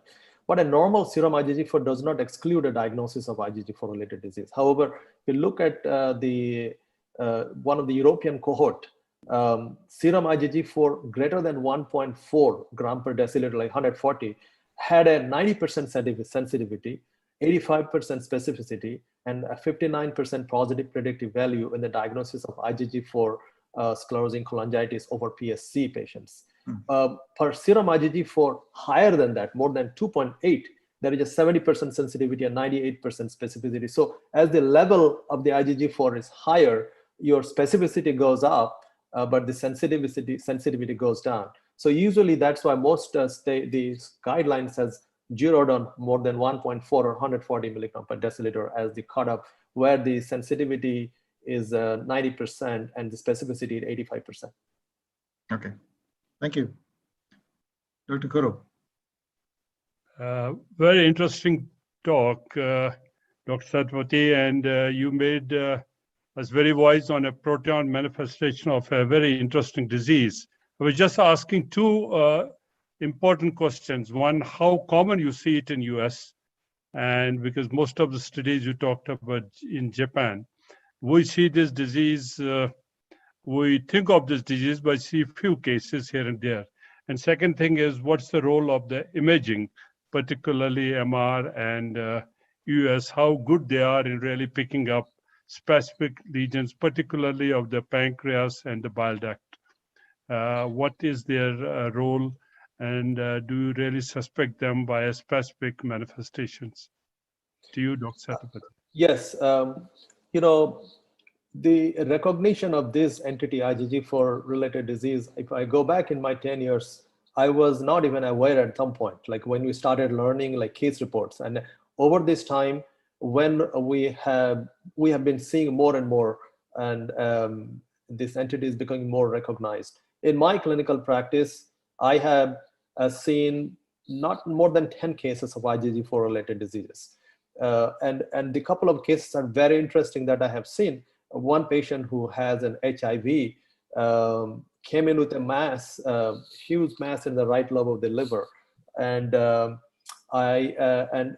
we did an US guided biopsy of this one. It was non-diagnostic, so it just came out inflammatory exudates. Then we thought maybe the diagnostic samples was a problem. We repeated a biopsy and a CT guided biopsy. And the biopsy again showed similar findings. At that point, the patient lost to follow-up for a month and went to his primary care physicians, was given antibiotics and some treatment with a steroid. And this patient came with significant improvement symptoms. A repeat scan at that point now showing a reduction of the size of the mass. And so after further review, we went back and we found this patient has IgG4 related liver mass. And this has been followed for now 6 months, and his mass is reducing and in size over time. So I think these entities are rare, but certainly something that we must consider on differential diagnosis. In terms of the diagnosis, we have criteria based on, as I outlined, the Boston consensus criteria pretty helpful in terms of the diagnosis, where the biopsy at this time is necessary in order to make a complete diagnosis. Other are supportive, and IgG4 levels will be very helpful in these patients. I think we got a very interesting panelist, Dr. Jung Dilauri. You want to make a comment on this presentation? We have Jung in the audience. Yes. Okay. Sanjay, I enjoyed your talk very much. And I always thought was IgG4 related diseases were rare and is still rare. And we grew up with autoimmune pancreatitis when we first come to this entity, IgG4 related disease. Autoimmune pancreatitis was very sort of fashionable diagnosis to make at that time. But now with your talk, it's becoming really very confused. Different criteria, different imaging, and all that thing is becoming now very, very confusing in the sense that it has been in any disease in the body, where there will be differential diagnosis IgG4 related disease. So the diagnosis becomes difficult because you need a tissue diagnosis. You said IgG4 level, unless they're more than 140, is not very diagnostic. Then how, and you cannot start with steroid trial in any patient you think it is an IgG4 related. It has to be a tissue-based diagnosis. So obtaining tissue is very difficult. So how do you go about this problem? I think this is the limitation of this particular disease, which is mostly tissue-based diagnosis. And most of the other diagnosis, when you're talking about, the good thing about the IgG4 related disease is the rare disease.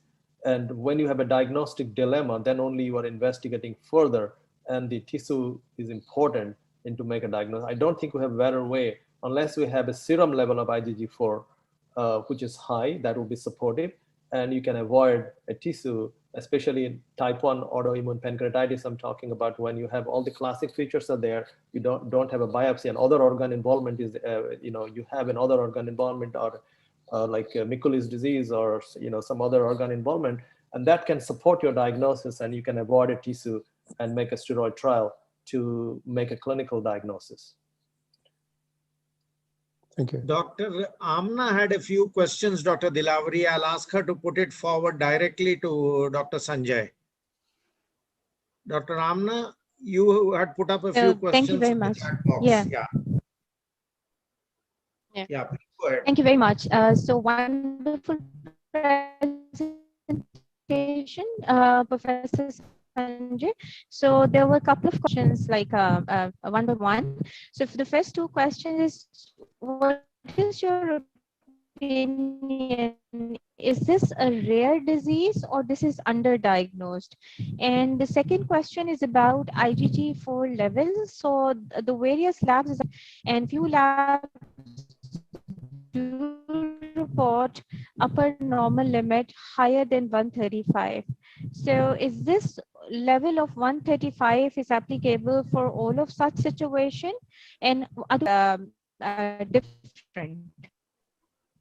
So I think your voice not coming very clear, but Yeah, I understood the question correctly. was, is 135 absolute cutoff, because different levels give different, different labs give different levels. So she wants a clarification on that.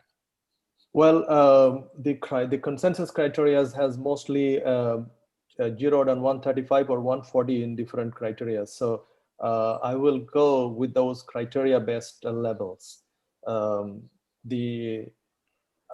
Unless your own laboratory has come out with a criteria, which is very unlikely, you will have come out with a criteria based on a particular level to diagnose IgG4-related sclerosing cholangitis. I doubt that's going to be the case. So you probably have to go with that criteria, the level of 135 or more than 140 milligram per deciliter. Can I comment, Dr. Tandon? Yeah, please go ahead. It's open to everyone, Anil. Answering the query of Dr. Jung Dilavri, if you look at all autoimmune diseases, the problem is making a correct diagnosis, because this is the only pathological entity in which you have a constellation of possible, probable, and definitive diagnosis. If you look at the diagnosis of autoimmune hepatitis, also 50% of the time serology may be negative, and liver biopsy also may not be conclusive, especially if the person is taking DILI. And hence you have to have a combination of either possible, probable, or definitive diagnosis. Exactly same thing happens in patients with autoimmune related IgG4 related diseases. The beauty of these diseases is they are difficult to diagnose because of the limitations of IgG level, as very correctly put by Dr. Amna. 140, see, the normal values in our lab is up to 200. So a 2 times upper limit of the normal is something which is highly suggestive of elevated IgG level. Every lab reports differently. So a 135 cutoff would mean a more than 2 times the rise in the level. The beauty of the autoimmune diseases is that it is absolutely treatable. So whenever you have multiplicity of the problems like extra pancreatic or extra hepatic manifestation, and when you have concomitant involvement of other organ in absence of a positive histology, if you have a high index of suspicion, this is something which gives you good results if you give a trial of steroids. Can I ask one question? Yes, go ahead. So very interesting talk. I have 2 questions for you. One, is there a genetic basis for this disease? Because there are so many organs which can be involved. If yes, then what are the precipitants and triggers for this disease? My second question is related to IgG4 related AIH, autoimmune hepatitis. So where do you suspect IgG4 related AIH, and is there a different protocol of treatment for IgG4 related AIH, or it's the same?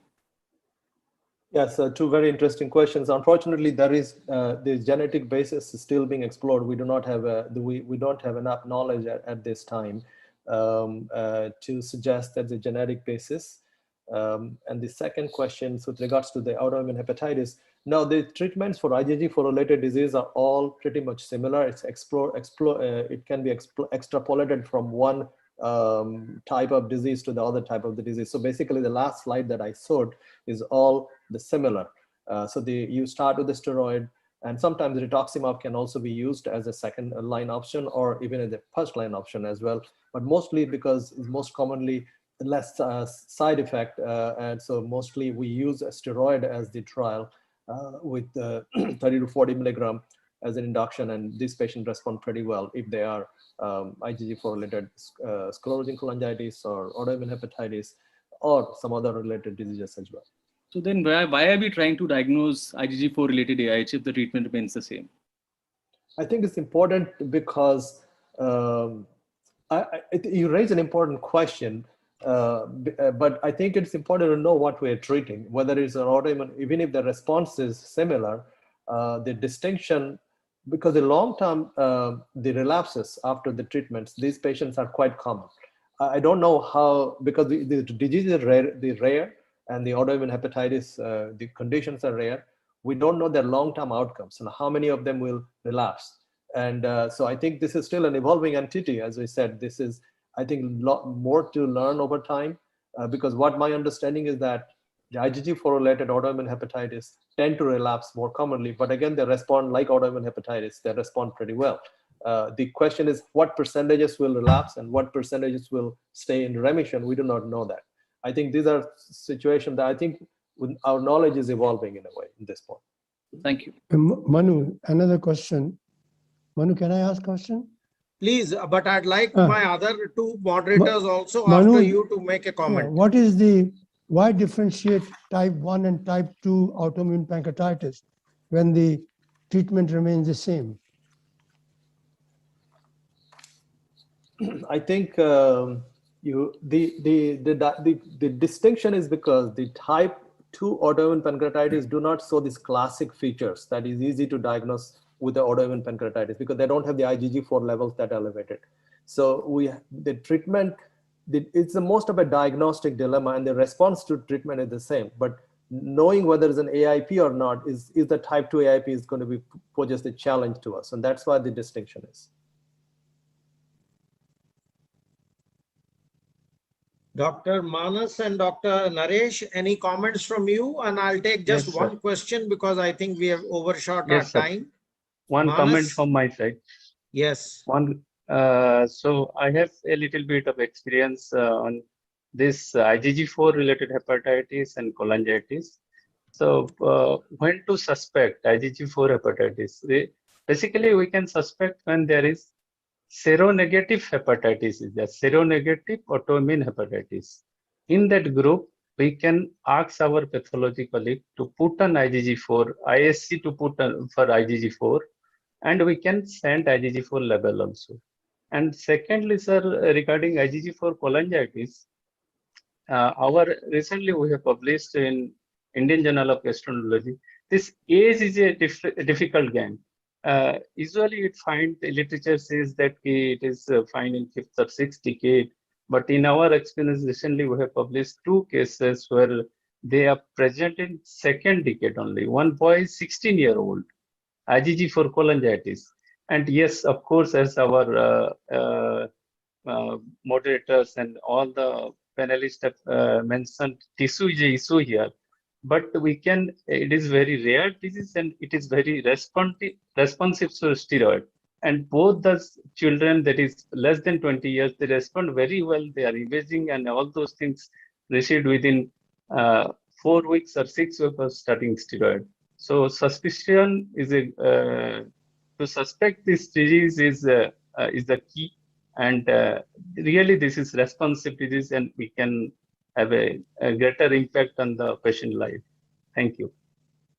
Dr. Satpathy, very well presented. My question is very basic. Like we have 4 subclasses of IgG, IgG 1, 2, 3, 4, but we have IgG4 disease only. So what is the wrong with IgG4? Because they are almost 90% similar in their amino acid structure. So yes, so the significance of the IgG4 is not clear, but what we have known from this IgG4 related disease is that the IgG4 antibody, IgG4 antibody is particularly pathogenic to the epithelial cells antigen, some epithelial structures. Most of the disease are confined to the epithelium. These are kind of an epithelium burn disease, I'll say. So they don't know which one it targets, like on the epithelium, which is mostly they're saying carbonic anhydrase 2 is the antigen, but it's not entirely clear what it targets to. But this IgG4 antibody targets to that those antigen and somehow leads to this or initiates the inflammatory reaction leading to this disease process. Why IgG4 and not IgG2-1? We do not know that. Just 2 quick questions, Dr. Satpathy, from our delegates who have been closely following your talk. There were many, but I'm just limiting it to for the time. IgG4 levels or imaging, how do you follow them? Will the IgG4 levels go down? And if so, or do you follow by imaging? That's one. The second, relapse. How often are they refractory or relapse, and what do you do then? Sorry, with that we'll close. Yeah, so at the level of IgG4 as well as the imaging, both should improve over time once they're responsive to steroids. So the disease, as a follow-up, we should follow both IgG4 level as well as the imaging. And with regards to relapse, the second question, maybe I missed the second how of the often question. do you non-response or relapse? How often, and what do you do then? You've already given steroids, come Yes. back or not responded. What is your next step of action? Well, if they're non-response to steroid, I think we have to consider alternative diagnosis. So I think we're missing. These patients would respond to steroid. They are or immunosuppressives. Like as a second line, you can use rituximab, but these patients should respond. If not responding, there is something miss. We're missing a diagnosis here. I think we'd thank you so much for everything that you have taken up. We have missed many questions, and I apologize to the delegates who sent them. I'd like to thank my co-moderators for participating, the panelists for their expert opinions, Dr. Satpathy for a wonderful talk, and the Gangaram team for the privilege of this session. Thank you. Thank you. Thank you, Dr. Manu Kandan, Dr. Kuru, and Dr. Saeed Hami. So it was very interesting to learn about this new disease. Thank you. We would like to move to the next topic now. The next session is on current perspective in diagnosis and management of GERD and hiatus hernia. And for this, I would like to invite our moderators, Dr. Shobna Bhatia and Dr. Saurav Mukhewar. Professor Shobna Bhatia is a consultant gastroenterologist and head of division of neuromotility department of gastroenterology at Sir H.N. Reliance Foundation Hospital. She was former professor and head of gastroenterology at St. G.S. Medical College and KEM Hospital. She was also the former editor of the Indian Journal of Gastroenterology. Dr. Saurav Mukhewar is a consultant at Midas Multispecialty Hospital, Nagpur. He is also an adjunct assistant professor in medicine, Department of Gastroenterology and Hepatology at Cornell University, New York Presbyterian Hospital at New York. So over to you, Dr. Shobna and Dr. Saurav. Thank you, Ashish. I must thank Anil Arora and his team for this fantastic sessions that we've had. And it is my pleasure to welcome Dr. Pratik Sharma. If I read his full CV, we'll miss our dinner as well as tomorrow's breakfast. Just in short to tell you all that he is currently at Kansas City. He's also on the governing board of the member of American Society of GI Endoscopy and the past president of the International Society of Disease of the Esophagus. Importantly, he's been named as the chair of the American Society for GI Endoscopy Task Force on Artificial Intelligence. We know that GERD is an extremely common problem. It's a disease that's very close to my heart. Many people get heartburn from it, and we'll wait for Pratik to talk to us about this problem. Welcome, Pratik. Thank you, Shobna and Saurabh. Can you hear me? Yes, thank you. Yes. Okay. Hey, Saurabh, good to see you too. How are you? Good, good, good. Excellent. Shobna, thank you for the introduction, and Dr. Arora and team. I've been following this for the past few hours, so wonderful sessions, and thank you for having me on. So hopefully I'll get you guys back in time for dinner. So, and just discuss a few issues related to the diagnosis and management of reflux disease.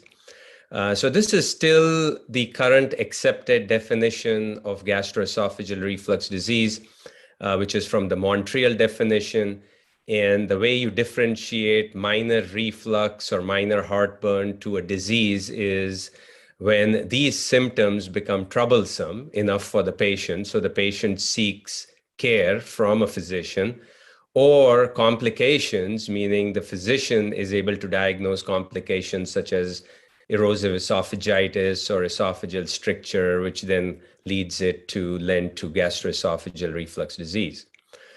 Now, this obviously is a global disease, and it started off as a disease of the West, but now you can see that it's spread all over for good or bad. And the population prevalence in India is very similar or quite close to that of the Western population. And several of these Indian studies are from expert panelists who are here today, including Shobna, in which they showed that the prevalence of reflux disease in India is about 10% with a range of 8 to 15%. So something which you will be encountering very, commonly in your clinical practice as well. Has this changed, and what is the population prevalence, at least in the US, in a very recent study? This was published in Gastroenterology last year, in which they took a survey of about 71,000 people in the general population. So these are not patients who are coming to the clinic, but these are surveys which were done through an app over the phone. And when you make the definition according to the Montreal classification, 18% had GERD, which was troublesome. Any reflux, meaning even after eating a meal or a large meal or a fatty meal, happened in close to 45% or half of the US population. So again, telling you that this continues to be a major health issue, and the population prevalence seems to have remained stable over time and is really not decreasing despite all our treatments and diagnostic tools that we are doing.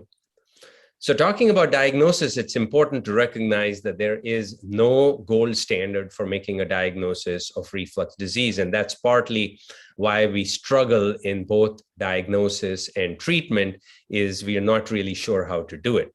But here are certain clues: is when can you use X-ray, for example, and it could be in patients who have esophageal dysphagia or even oropharyngeal dysphagia. Endoscopy is, of course, our go-to test, which as gastroenterologists, it is an extension of our physical examination. So most of the patients do end up getting an upper endoscopy. pH monitoring, manometry, again, all of these are different diagnostic tests which could be used for gastroesophageal reflux disease. Finally, it comes down to the most practical approach. When a patient has symptoms suggestive of GERD, you give them a trial of acid suppressive therapy, and that's how you make the diagnosis. This is more from a very standardized and a practical approach, but how about if you were to look at it from a very scientific approach? This is the Lyon consensus, which looked at what are very objective criteria for gastroesophageal reflux disease. And again, this was by an international working group that Shobna was part of, which looked at if you find LA grade C or D on endoscopy, biopsy-proven Barrett's esophagus or a peptic stricture, all of these are conclusive evidence that the patient has GERD as the diagnosis. pH impedance has been shown there, PPI use in this situation. Acid exposure time, they said that if the acid exposure time is less than 4%, it is normal. More than 6% is abnormal. Between 4 to 6% is sort of the gray area in which you will have to take into consideration other patient response issues. And then other adjunctive tests could be utilized as well. So this is a good paper for those of you who want to get into more details about, the diagnostic criteria and the Lyon consensus for gastroesophageal reflux disease. However, when you look at this, we can say that this is probably true for the majority of the patients with gastroesophageal reflux disease, that there is sometimes, or the majority of the times, an unnecessary and inappropriate use of tests and procedures which are conducted in this patient population. So we have to be careful that we don't subject these patients to too many testing, whereas a simple trial may be useful in the majority of the patients. So let's move on to the management strategies. And I think it's important to recognize each one of them because they may cater to a different type of population that you are treating. So let's start off with lifestyle recommendations, which would be for the vast majority, that 44% in the US that have symptoms related to minor issues. So keep in mind food, I think taking a good history is important. our OPDs are so busy that we are not able to get into this, but if patients have common food triggers and mindful eating, I think that can help the majority of our patients with gastroesophageal reflux symptoms. Sleep, another issue. Think about this when you're talking to your patient is, or do they have that 3-hour gap between their last meal and going to bed? You know, in a typical dinner, if you have it at 10 p.m. after a long day, or 11 p.m. and then you go to bed after an hour, of course, that's going to cause reflux symptoms, even those that have a totally competent lower esophageal sphincter. And then, of course, activity is important. Watching TV, sitting in front and during the lockdown and not exercising, and continuing alcohol and smoking, all risk factors which we could avoid by talking to our patients about these lifestyle changes which can happen. Now let's move on to medical treatment, and then that's where endoscopy, I think, will help guide treatment. This is a patient who's coming in with typical GERD symptoms of heartburn and regurgitation, and these circles point to all areas of erosive esophagitis in this patient population. What do you do in this situation? Well, I mean, PPIs are the most effective in healing and relieving symptom in this patient population, as well as improving quality of life. And this is a meta-analysis which shows that right from PPIs to H2 receptor antagonists to placebo, you can see the incremental benefit which is achieved with PPI therapy in this situation. So this is not new news. Everybody knows that. Let's look at the difference between Q-day dosing versus BID dosing. And I think this is something which is relatively of new as well as of importance, is what should we be doing in this patient population, and does BID help? And what this meta-analysis showed that for healing of erosive esophagitis at 8 weeks, twice daily PPI therapy was significantly better than single dose therapy, but not in other situations, including symptom relief. So many times we do that, and I still think it's a reasonable idea to do it. But if you look at the evidence, there really isn't good evidence that twice daily is better than single dose daily of PPI therapy. This is, again, something really important, which is relevant in 2021, is the adverse events and PPI therapy. Nowadays, in our GI clinic, patients are not as concerned whether PPIs are helping them, but they're more concerned about the adverse reactions, including COVID, whether that would put them at a high risk. And this is a whole list of things which have been associated with PPI therapy, not necessarily proven adverse events associated with PPI therapy. Let me show you this meta-analysis, which hopefully has put this to rest. This was published in Gastro a few months ago, looking at close to 200,000 patients in different countries, of looking at the use of PPIs and the risk of COVID infection. And you can see that there is no significant association between the use of PPI therapy along with this association. So I think this is something, hopefully, that, you know, we can put this matter to rest and inform not only, you know, our colleagues, but also the GPs and the referring physicians, as well as hospitalists, that this really should not be kept in mind while thinking about COVID and gastroesophageal reflux disease. The other thing to remember about adverse events and PPIs are that all these associations are modest at best. So there is an association, for example, of having enteric infections and use of PPIs, but it's a modest association. So you should not stop it just because of that.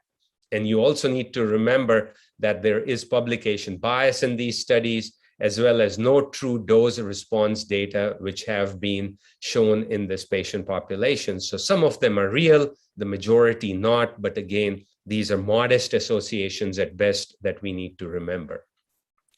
What else can we do about abnormal reflux burden in this situation?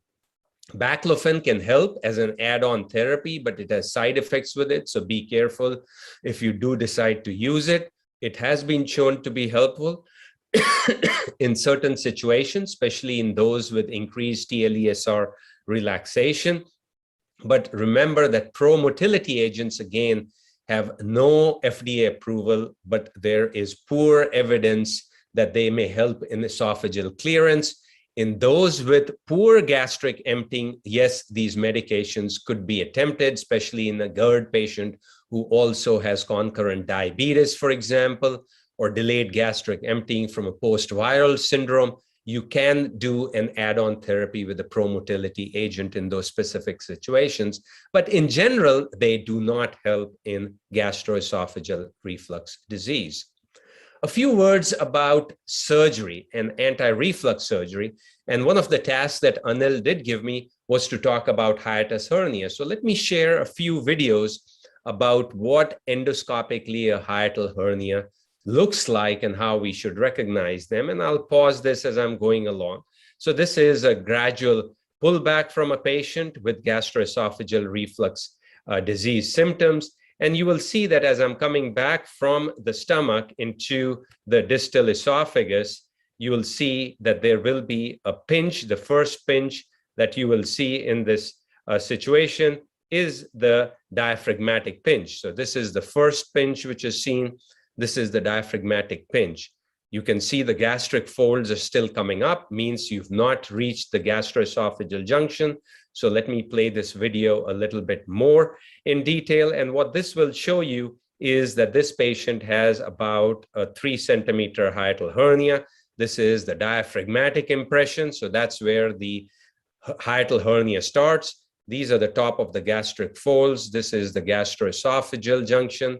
So this extent right from here of where my mouse is, right to this area, this is the extent of the hernia sac.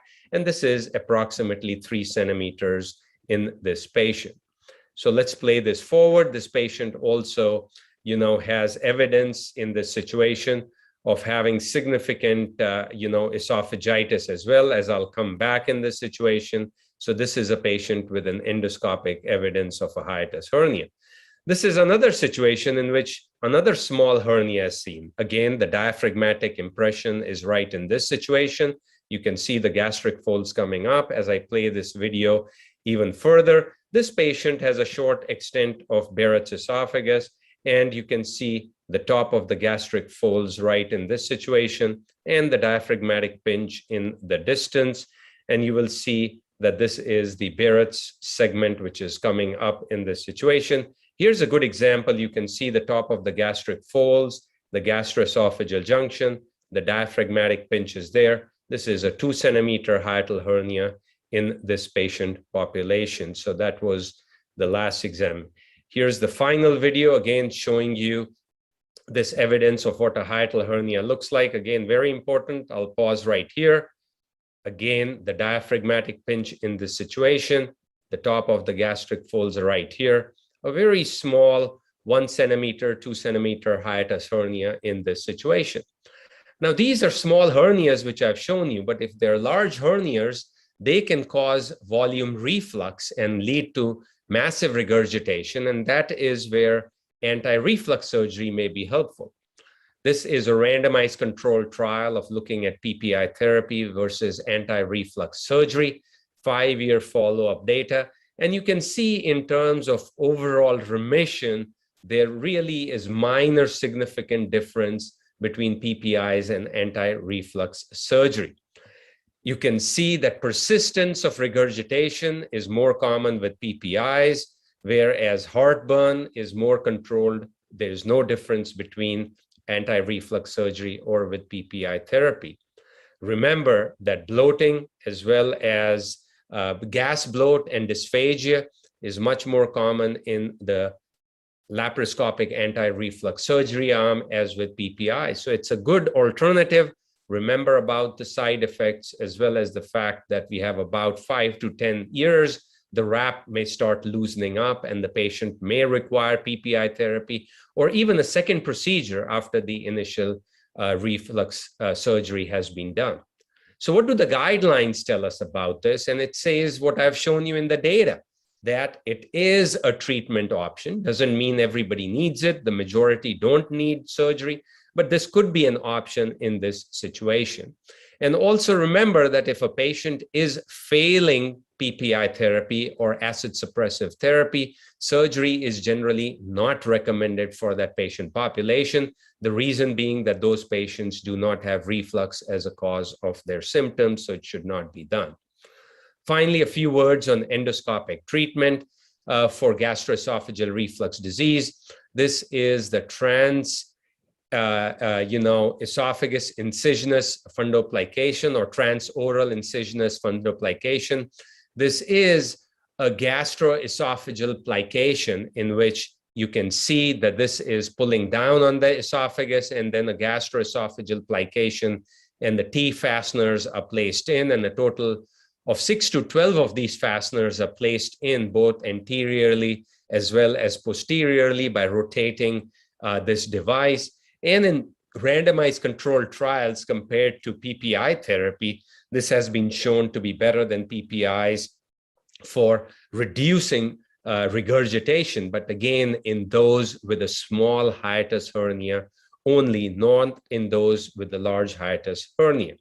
This is again the GERD-X device, which has been used quite a bit in India, and a number of our expert endoscopists all over the country are using this. This is a randomized double-blind RCT by Nagi and Rakesh and the group at AIG, in which they were able to show that at the end of both 6 and 12 months, there was a significant improvement in GERD-related quality of life scores in this endoscopic full thickness plication group as compared to the sham group in this situation.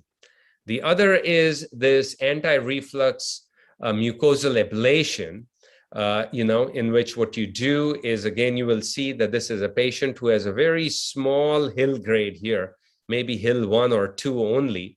What you do is you inject saline with methylene blue, you raise the gastric cardia in a retroflex position, and then what you do is you create a mucosal ablation by not harming the muscle fibers and causing a bad stricture in this situation, and you do a 270 to 320 degree ablation.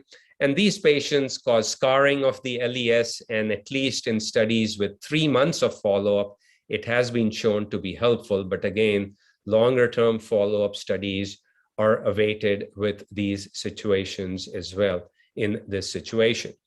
So finally, just to conclude, is that remember that this is a chronic disease. You're not dealing with a one and done in this situation. These patients, the majority of them will come back to you because they have mucosal damage. It leads to dilated intercellular spaces and reduced mucosal impedance in this situation. Once you treat these patients appropriately, your goal is to have better mucosal healing. You can reduce that intercellular spaces where the nerve fibers are, which leads to a reduction in the symptoms of the patient, hopefully reduce the acid exposure time and lead to symptom relief in this patient population. And of course, this can be achieved by a number of therapies, including lifestyle changes, acid suppression with medical therapy, anti-reflux surgery, as well as with endoscopic therapies. So again, Anil and team, thank you for having me on, and Shobna and Saurabh, thank you for moderating this session. Thank you, Pratik. That was indeed fantastic. And I don't know how you did it in such a short time. It was really fantastic hearing you about GERD. I'll now ask Saurabh to introduce a panel of people. Saurabh, over to you. Great. Hi, thank you. Thank you, Dr. Arora and the Gangaram team for having me here, and a wonderful conference and a fantastic talk. That was a great overview. We have a very expert panel here today with us. We have Dr. Ramesh Ruprai, who's the past president of ISG. He's a professor and head at Department of Gastroenterology at Fortis Hospital in Jaipur. We have Professor Dr. Bharat Bhushan Gupta, who is the founder and director of the Medieval Gastroenterology Center in Jammu, and a professor and head at Department of Medicine Gastroenterology at the Government College in Jammu. We have Dr. Varun Gupta, who's at the Center of Excellence for Liver and Digestive Care at Patel Hospital in Jalandhar, and Dr. Mayank Agrawal, who is a consultant gastroenterologist from Bareilly, UP here. So thank you all for joining in, and we look forward to the questions from the audience. And Dr. Bhatia, do you want to go ahead with? So I'll just start off with just a little bit of questioning. So Pratik, you did mention that there wasn't much of an advantage of putting the patient on BID PPIs. So there are two parts to this. What are the situations where you would start to BID PPIs, and in which situation would you add an H2RA at night?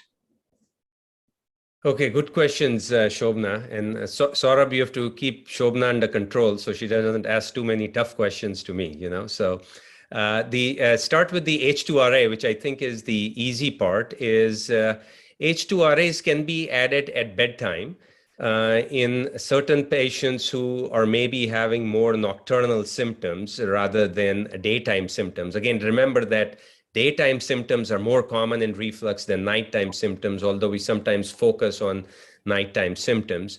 So you can use it at bedtime.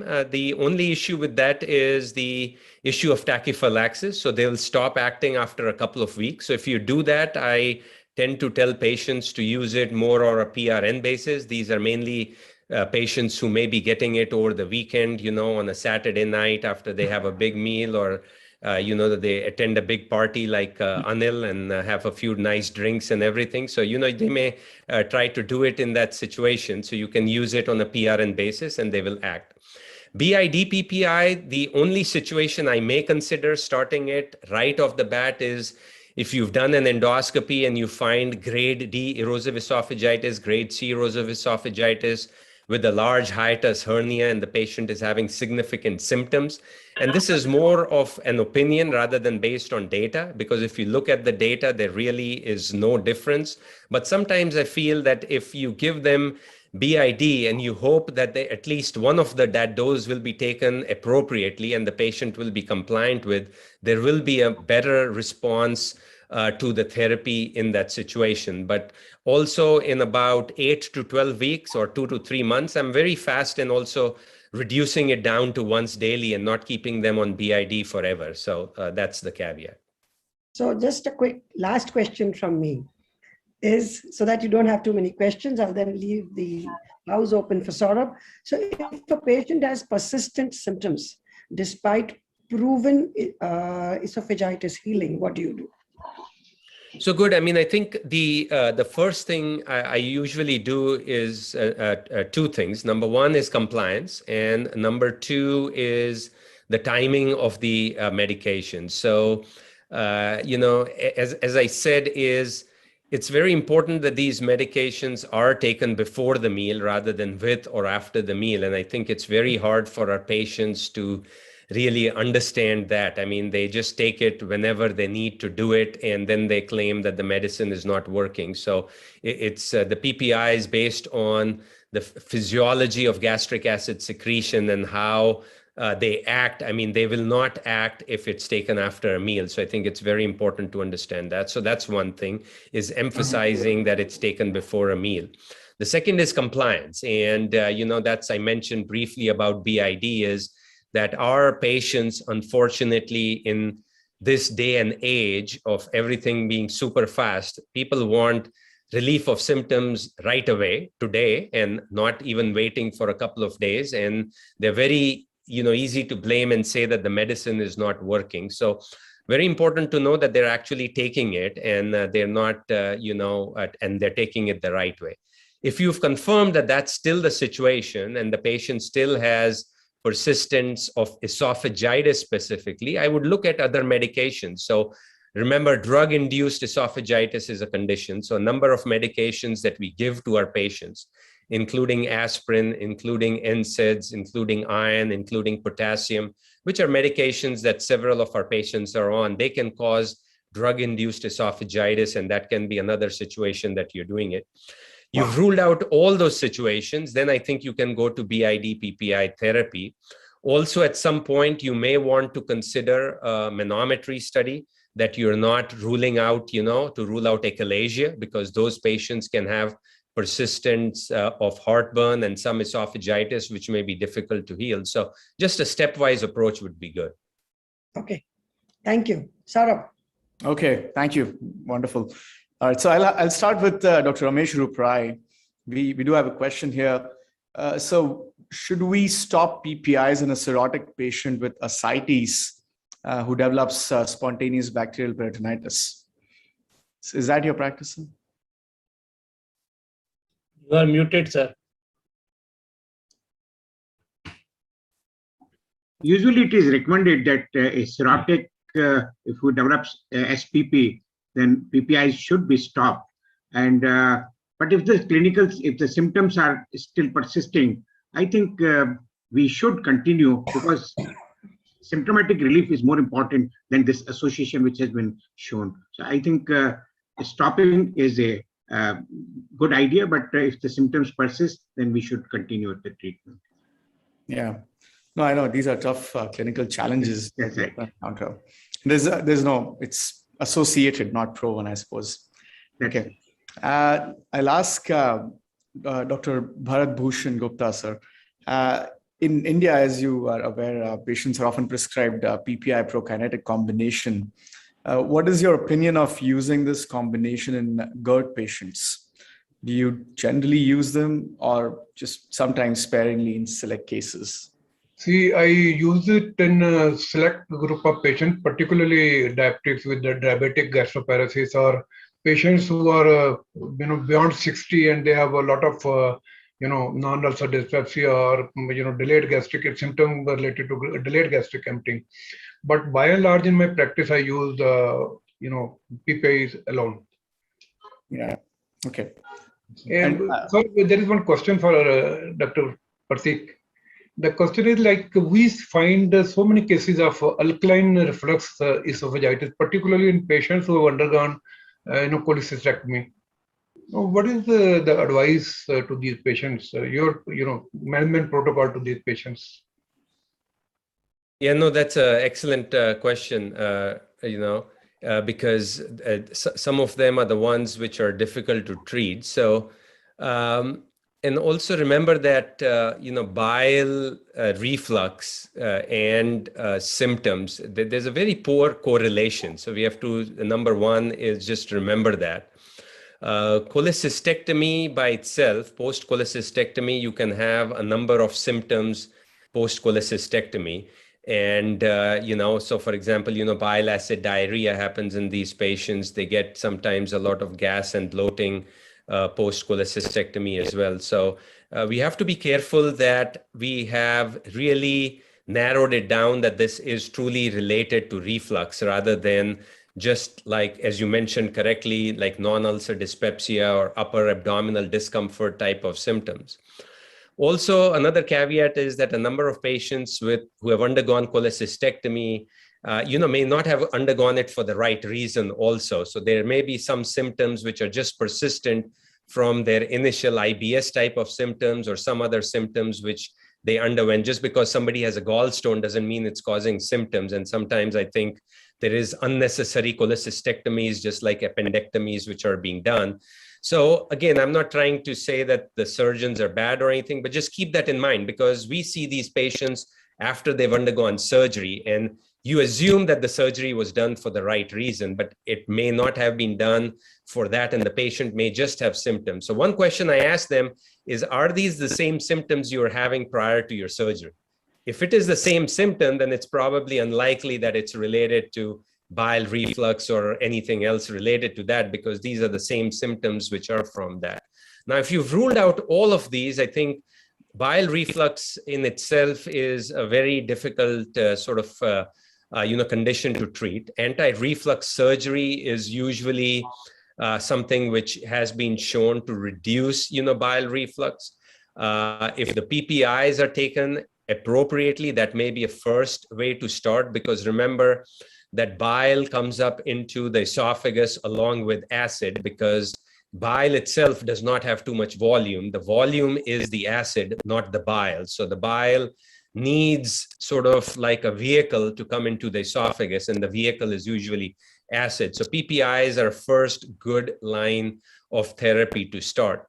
There was some evidence with bile binding acid resins, so like cholestyramine type of, and non-absorbable bile resin, which initially in phase 2 studies showed that they worked, but in phase 3 studies, they really were not helpful. Pro-motility agents, again, knowing the caveats, can be tried in this, patient population as well. And then you'll have to prove it. And the way you would have to prove it is by doing a pH impedance study to show that there is not just bile or non-acidic reflux, but that there is some symptom correlation which is happening as well. So, Dr. Bharat, sorry for the long answer, but it's not a very simple, straightforward that take this pill and it will go away answer. Well, thank you. So I'll ask the next question to Dr. Varun Gupta. Hi, you there? Yeah. Hi, Dr. So Varun, in your clinical practice, say you have a patient with reflux and hiatal hernia. At what threshold do you end up sending them for surgery?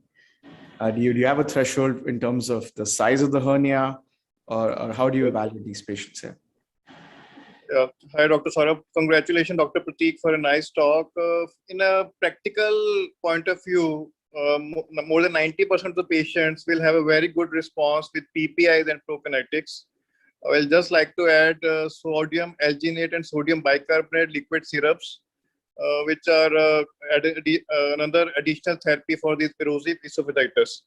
But as a medical doctor and not a surgical doctor, if the patient ends up with me, he will have a very good response, and only 1% of the time in a hernia more than 4 to 5 centimeters. So we have patients who have hernias more than around 4 to 5 centimeters. And if they are requiring these therapies for a long time, more than 3 months, and if they are surgically fit, that will be time then when I will ask my surgeon friend to help me with these cases. But more than 95% of the time, I do well with medical therapy alone. Yeah, agreed. And I'll ask the next question to Dr. Mayank Agrawal, if you could. Hi, Mayank. Yes.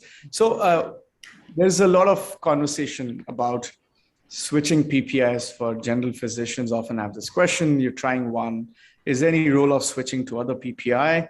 And what about the high, and what do you think about high dose PPIs that are now being sort of pushed by companies to all the gastroenterologists?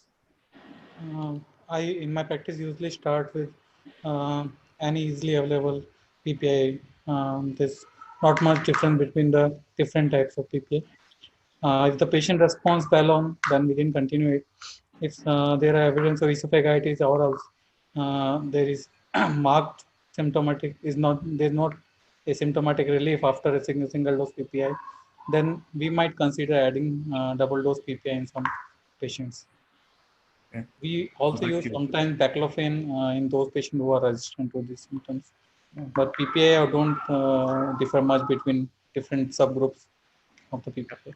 Patient usually respond well to all. Great. Oh, thank you, ma'am. I had another question for Dr. Sharma.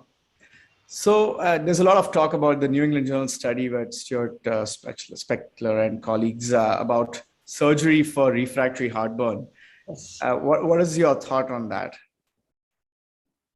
Yes, thanks. So, Saurabh, thank you for bringing that up. So this is the NEJM study in which patients with quote unquote refractory GERD were randomized to anti-reflux surgery versus, using baclofen in this situation.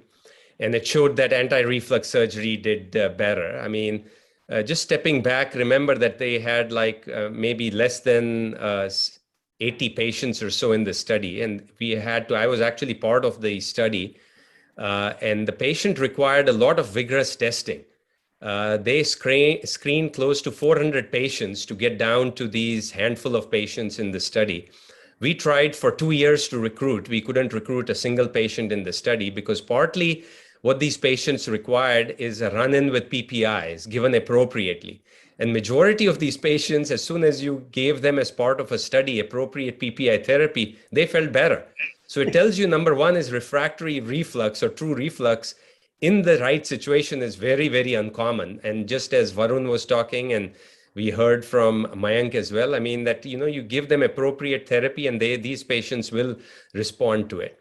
In the subgroup that is left, again, yes, I mean, maybe baclofen isn't the best therapy that we have as add-on therapy. If they had chosen, adding either an H2 receptor or, use a PCAB or something like that, these patients could have done better as well. So I'm still reserving judgment, just on surgery for everyone with refractory GERD, just because I don't think that that's the right way. I think Dr. Rai had a question or a comment, please. Question. I just wanted to ask Pratik, excellent talk.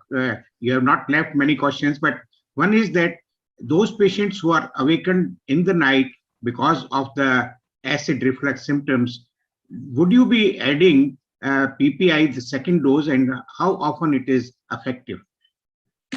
Yeah, good question. Is yes. So if your patient is on once daily PPI therapy, let's say in the morning, and they're waking up at night, with symptoms, you could add the second dose of PPI before dinner, so 30 minutes before dinner, and see what the response is.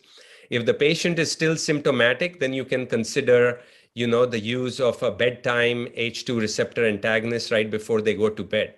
Always step back and ask them think to yourself why they're having these nighttime regurgitation. And most of these patients are taking a late meal. They're coming home after work at like 8, 9 p.m., then having dinner at 10 or 11 o'clock, and then immediately going to bed, and I think that's always a bad sign that happens. If you remember, our parents, grandparents, everybody after dinner used to go for a nice walk. Part of the reason were these were all lifestyle changes, and they were actually helping our symptoms because, you wait for the food, it helps the gastric emptying. So by the time you go to bed, you don't have anything in your stomach to have reflux there. So I think the lifestyle changes in that situation may be equally helpful.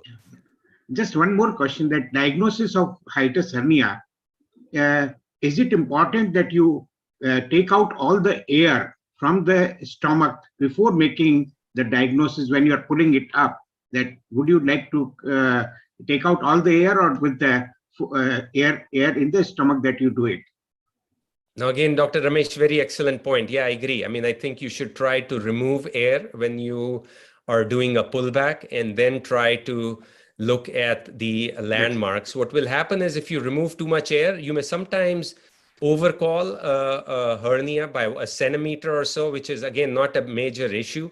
But, I think we have to be, as endoscopists, need to recognize hiatus hernia, which I think we probably don't do a good job in recognizing that. But your tip is excellent about removing air. Thank you. Yeah, Saurabh, can I ask a question to Pratik? So, well, this is the last session, I guess. I was going to ask you whether we can ask questions. I have the privilege of asking at least one question, even after knowing that time is up. Yes. Pratik, excellent talk as expected. My question is, irrespective of the type of PPI which you give, there is an excellent healing after 8 weeks. What happens after that? Do you monitor it objectively by repeating endoscopy, or you leave it SOS depending upon the type of the symptom? That is question number one.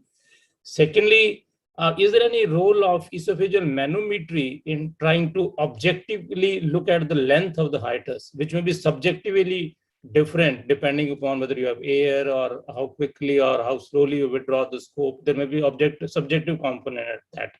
And thirdly, is there any role of adding antacids in patients who have partial relief in the symptoms?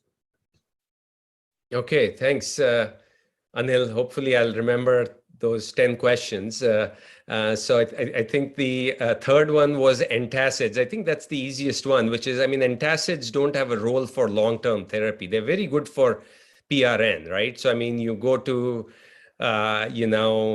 McDonald's and have a nice, meal with the fries and the large Coke that they want you to take and get obese, So if you have that and you get some symptoms, yes, I mean, antacids are the best therapy. You take antacids, the symptoms are gone right away, and you go to bed and you're fine the next day. So I think for PRN therapy and for those with intermittent mild reflux, I think that's the best therapy. And so that should be continued. Not for long-term chronic therapy. They don't have a role in that situation. The second one was about a hiatus hernia and manometry.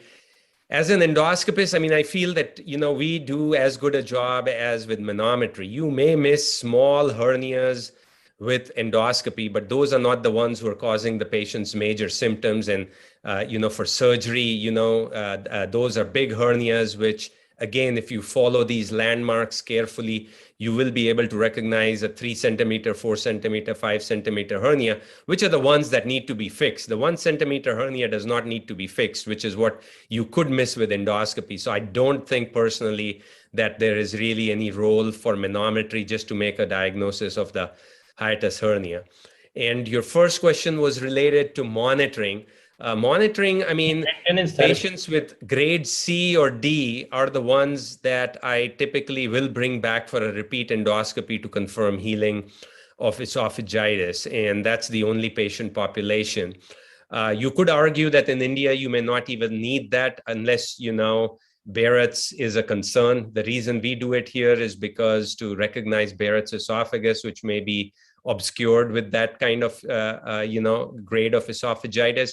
Now, Shobna and Saurabh have shown that the prevalence of Barrett's is about 5% in the Indian population, right? So if there are certain risk factors, you may consider bringing those patients back in for a repeat endoscopy, but only for grade C and Ds. The others you don't have to bring, and you can start titrating the therapy to lower doses to maintain their symptoms under control.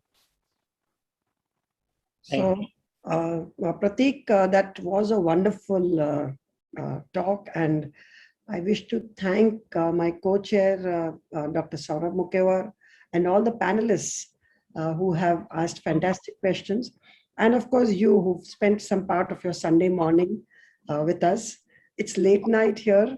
We are ready for dinner, and I'm sure Dr. Anil Arora will take care of the logistics for the dinner tonight. Yeah, we hope to have an excellent dinner now. And thank you, Anil, for organizing this fantastic academic experience. Thank you. Yeah, Anil has told me that he'll buy me dinner when I'm at the next ISG conference. So you are always welcome to come and have dinner at our home. It will be a pleasure and honor. With the two moderators and all the panelists, we'll all go together. Yes, of course. Thank you for including us. It will be an honor to have you all with us. Thank you. Thank you, Dr. Shobna. Thank you, Dr. Saurabh, for this session. So we have come to the end of our today's academic feast. So we have learned a lot in these 5 sessions about a lot of things like microbiome, IBD, H pylori, IgG4, and GRD. So to sum it up, I invite Dr. Piyush Ranjan to give a summary of all what we have learned in 5 to 10 minutes, and then we'll wind up for the day. So Dr. Piyush Ranjan, he's my colleague at Gangaram Hospital. I take over from you. Well, if you have the stamina to go over this again, and we had very excellent lectures. We on very important topics, very common topics, and some very exotic topics. We started with the session on gut microbiome, and microbiomes rule the roost. It's the planet and universe of microbiome. Currently, we are having this webinar thanks to a microbiome, the COVID-19, and that is what the microbiomes, how powerful the microbiomes are. Just a reminder how powerful the microbiomes are. Dr. Ajit Su did a fantastic job in summarizing it up. He started on a philosophical note on the universe within and the universe outside, a beautiful photograph, and took us through the different ways of pathogenesis, the short chain fatty acid, the intestinal mucus layer, and simplified the presentation by giving the outline of different forms of diseases, most importantly IBD and alcoholic hepatitis, which have been treated most commonly with FMT.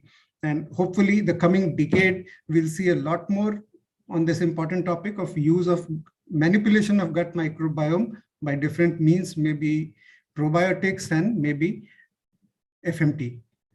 The second topic was again a very interesting issue on newer molecules in IBD. And Dr. Vineet Ahuja is known to be an authority on this topic. And he started with he started with a philosophical note on Pluto that reminded me of a very beautiful saying that even if Pluto has been excluded as a planet, still it goes about the sun in the same way like it did earlier. So it does not make any difference to Pluto whether it is included as a planet or not. And we all must strive to be like Pluto. So that apart, he emphasized more on what we have available right now in India. He told us about the role of budesonide MMX in the treatment algorithm, where we can use it before using systemic steroids. And then in acute severe ulcerative colitis, we can use cyclosporine more and more in patients who cannot afford drugs. And the good old infliximab still scores better over other kinds of biologicals. And among the newer biologicals, tofacitinib in ulcerative colitis has got a broad application and we all know that tofacitinib does not help in Crohn's disease. The third topic of the day was a pulsating debate, a very important topic, H. pylori eradication, whether that helps in functional dyspepsia or not. Again, we learned about the Kyoto Consensus, we learned about the Maastricht 5, we learned about Rome 4, how the definition of functional dyspepsia has undergone a change by treating, we treat these patients prior to, with H. pylori, if H. pylori is positive, before labeling them as functional dyspepsia. There are both pros and cons in treating these patients with with H. pylori eradication in functional dyspepsia, and Dr. Ghoshal emphasized that treating them does not help as a whole, and obviously in settings of gastric prevention of gastric cancer, that was not a topic of the debate. The fourth topic was a very exotic disease, IgG4 related diseases. We have been seeing these diseases more and more. Probably we have been recognizing this disease more and more. Dr. Satpathy did a fantastic job in finishing this vast topic, in covering this vast topic in this limited time. And there were some pertinent questions from the moderators about the role of IgG4 levels. There is a lot of confusion about the sensitivity, specificity, and there is a lot of overlap between different autoimmune conditions, which we already see, autoimmune hepatitis and autoimmune pancreatitis. And the last session on GERD by Dr. Prateek Sharma, it was an excellent talk. He told us one very important study, which he quoted right in the beginning, that PPIs do not have any role in increasing the incidence of COVID. And the clarity of his presentation about the proper use of PPIs would reduce the need of any other intervention, including surgery. And if we do surgery, then we pick up a subset of patients who do not improve. And then there are pitfalls with surgery also. There are long-term issues with surgery. And then obviously endoscopic management of these patients with GERD. I think we have a subsequent lecture in the conference about the endoscopic treatment of GERD. So I think this in brief sums up what we learned today. It was a fantastic discussion in which all the panelists and the chair moderators contributed. Back to you, Ashish. Thank you, Dr. Piyush. That was an excellent summary of whatever we learned today. So before I hand over back to Dr. Anil Arora for his concluding remarks, I would like to propose a vote of thanks. First, I would like to thank all the speakers who delivered their talk from different parts of the world, all the speakers, all the moderators for conducting the sessions, and all the panelists for giving their comments and questions to our speakers and having an excellent discussion. I would like to thank all the attendees. There have been close to 1,600 registrations, and from both the platforms, YouTube as well as this through Zoom. And we had an excellent attendance today, as we had yesterday. And I would also like to thank our industry partners who had for their generous support. I would like to name them: Micro Labs, Dr. Reddy's, Natco Pharma, 4 divisions of Abbott India, Elnick Life Sciences, Medley Pharmaceuticals, Medtronics, Zydus Cadila, Bountiful Life Sciences, Boston Scientific, Ferring Pharmaceuticals, Fords, and Samath Life Sciences. And last but not least, I would like to thank our event managers, Shefali Singh and her team from Maisha, for this excellent platform and flawless conduction of this webinar. Over to you, Dr. Arora, for your remarks. Thank you, Ashish. I am extremely thankful to all the delegates, moderators, chairperson, and speakers for making this academic feat very lively and purposeful. I'm sure most of you would agree that rather than going out to DDW or ASLD, we have given you a bonanza of what was the best amongst the different topics of gastroenterology. Thank you so much for joining. I would like to announce also that on the next weekend, that is on 11th and 12th September, we are going to continue the advances in therapeutic and diagnostic endoscopy on consecutive weekend of 11th and 12th. We look forward to see you. Thank you so much. Good night and goodbye. And let's hope we have a fat-free dinner so that we do not end up having significant reflux. With that, I again convey my thanks to all of you for having joined today. Bye-bye.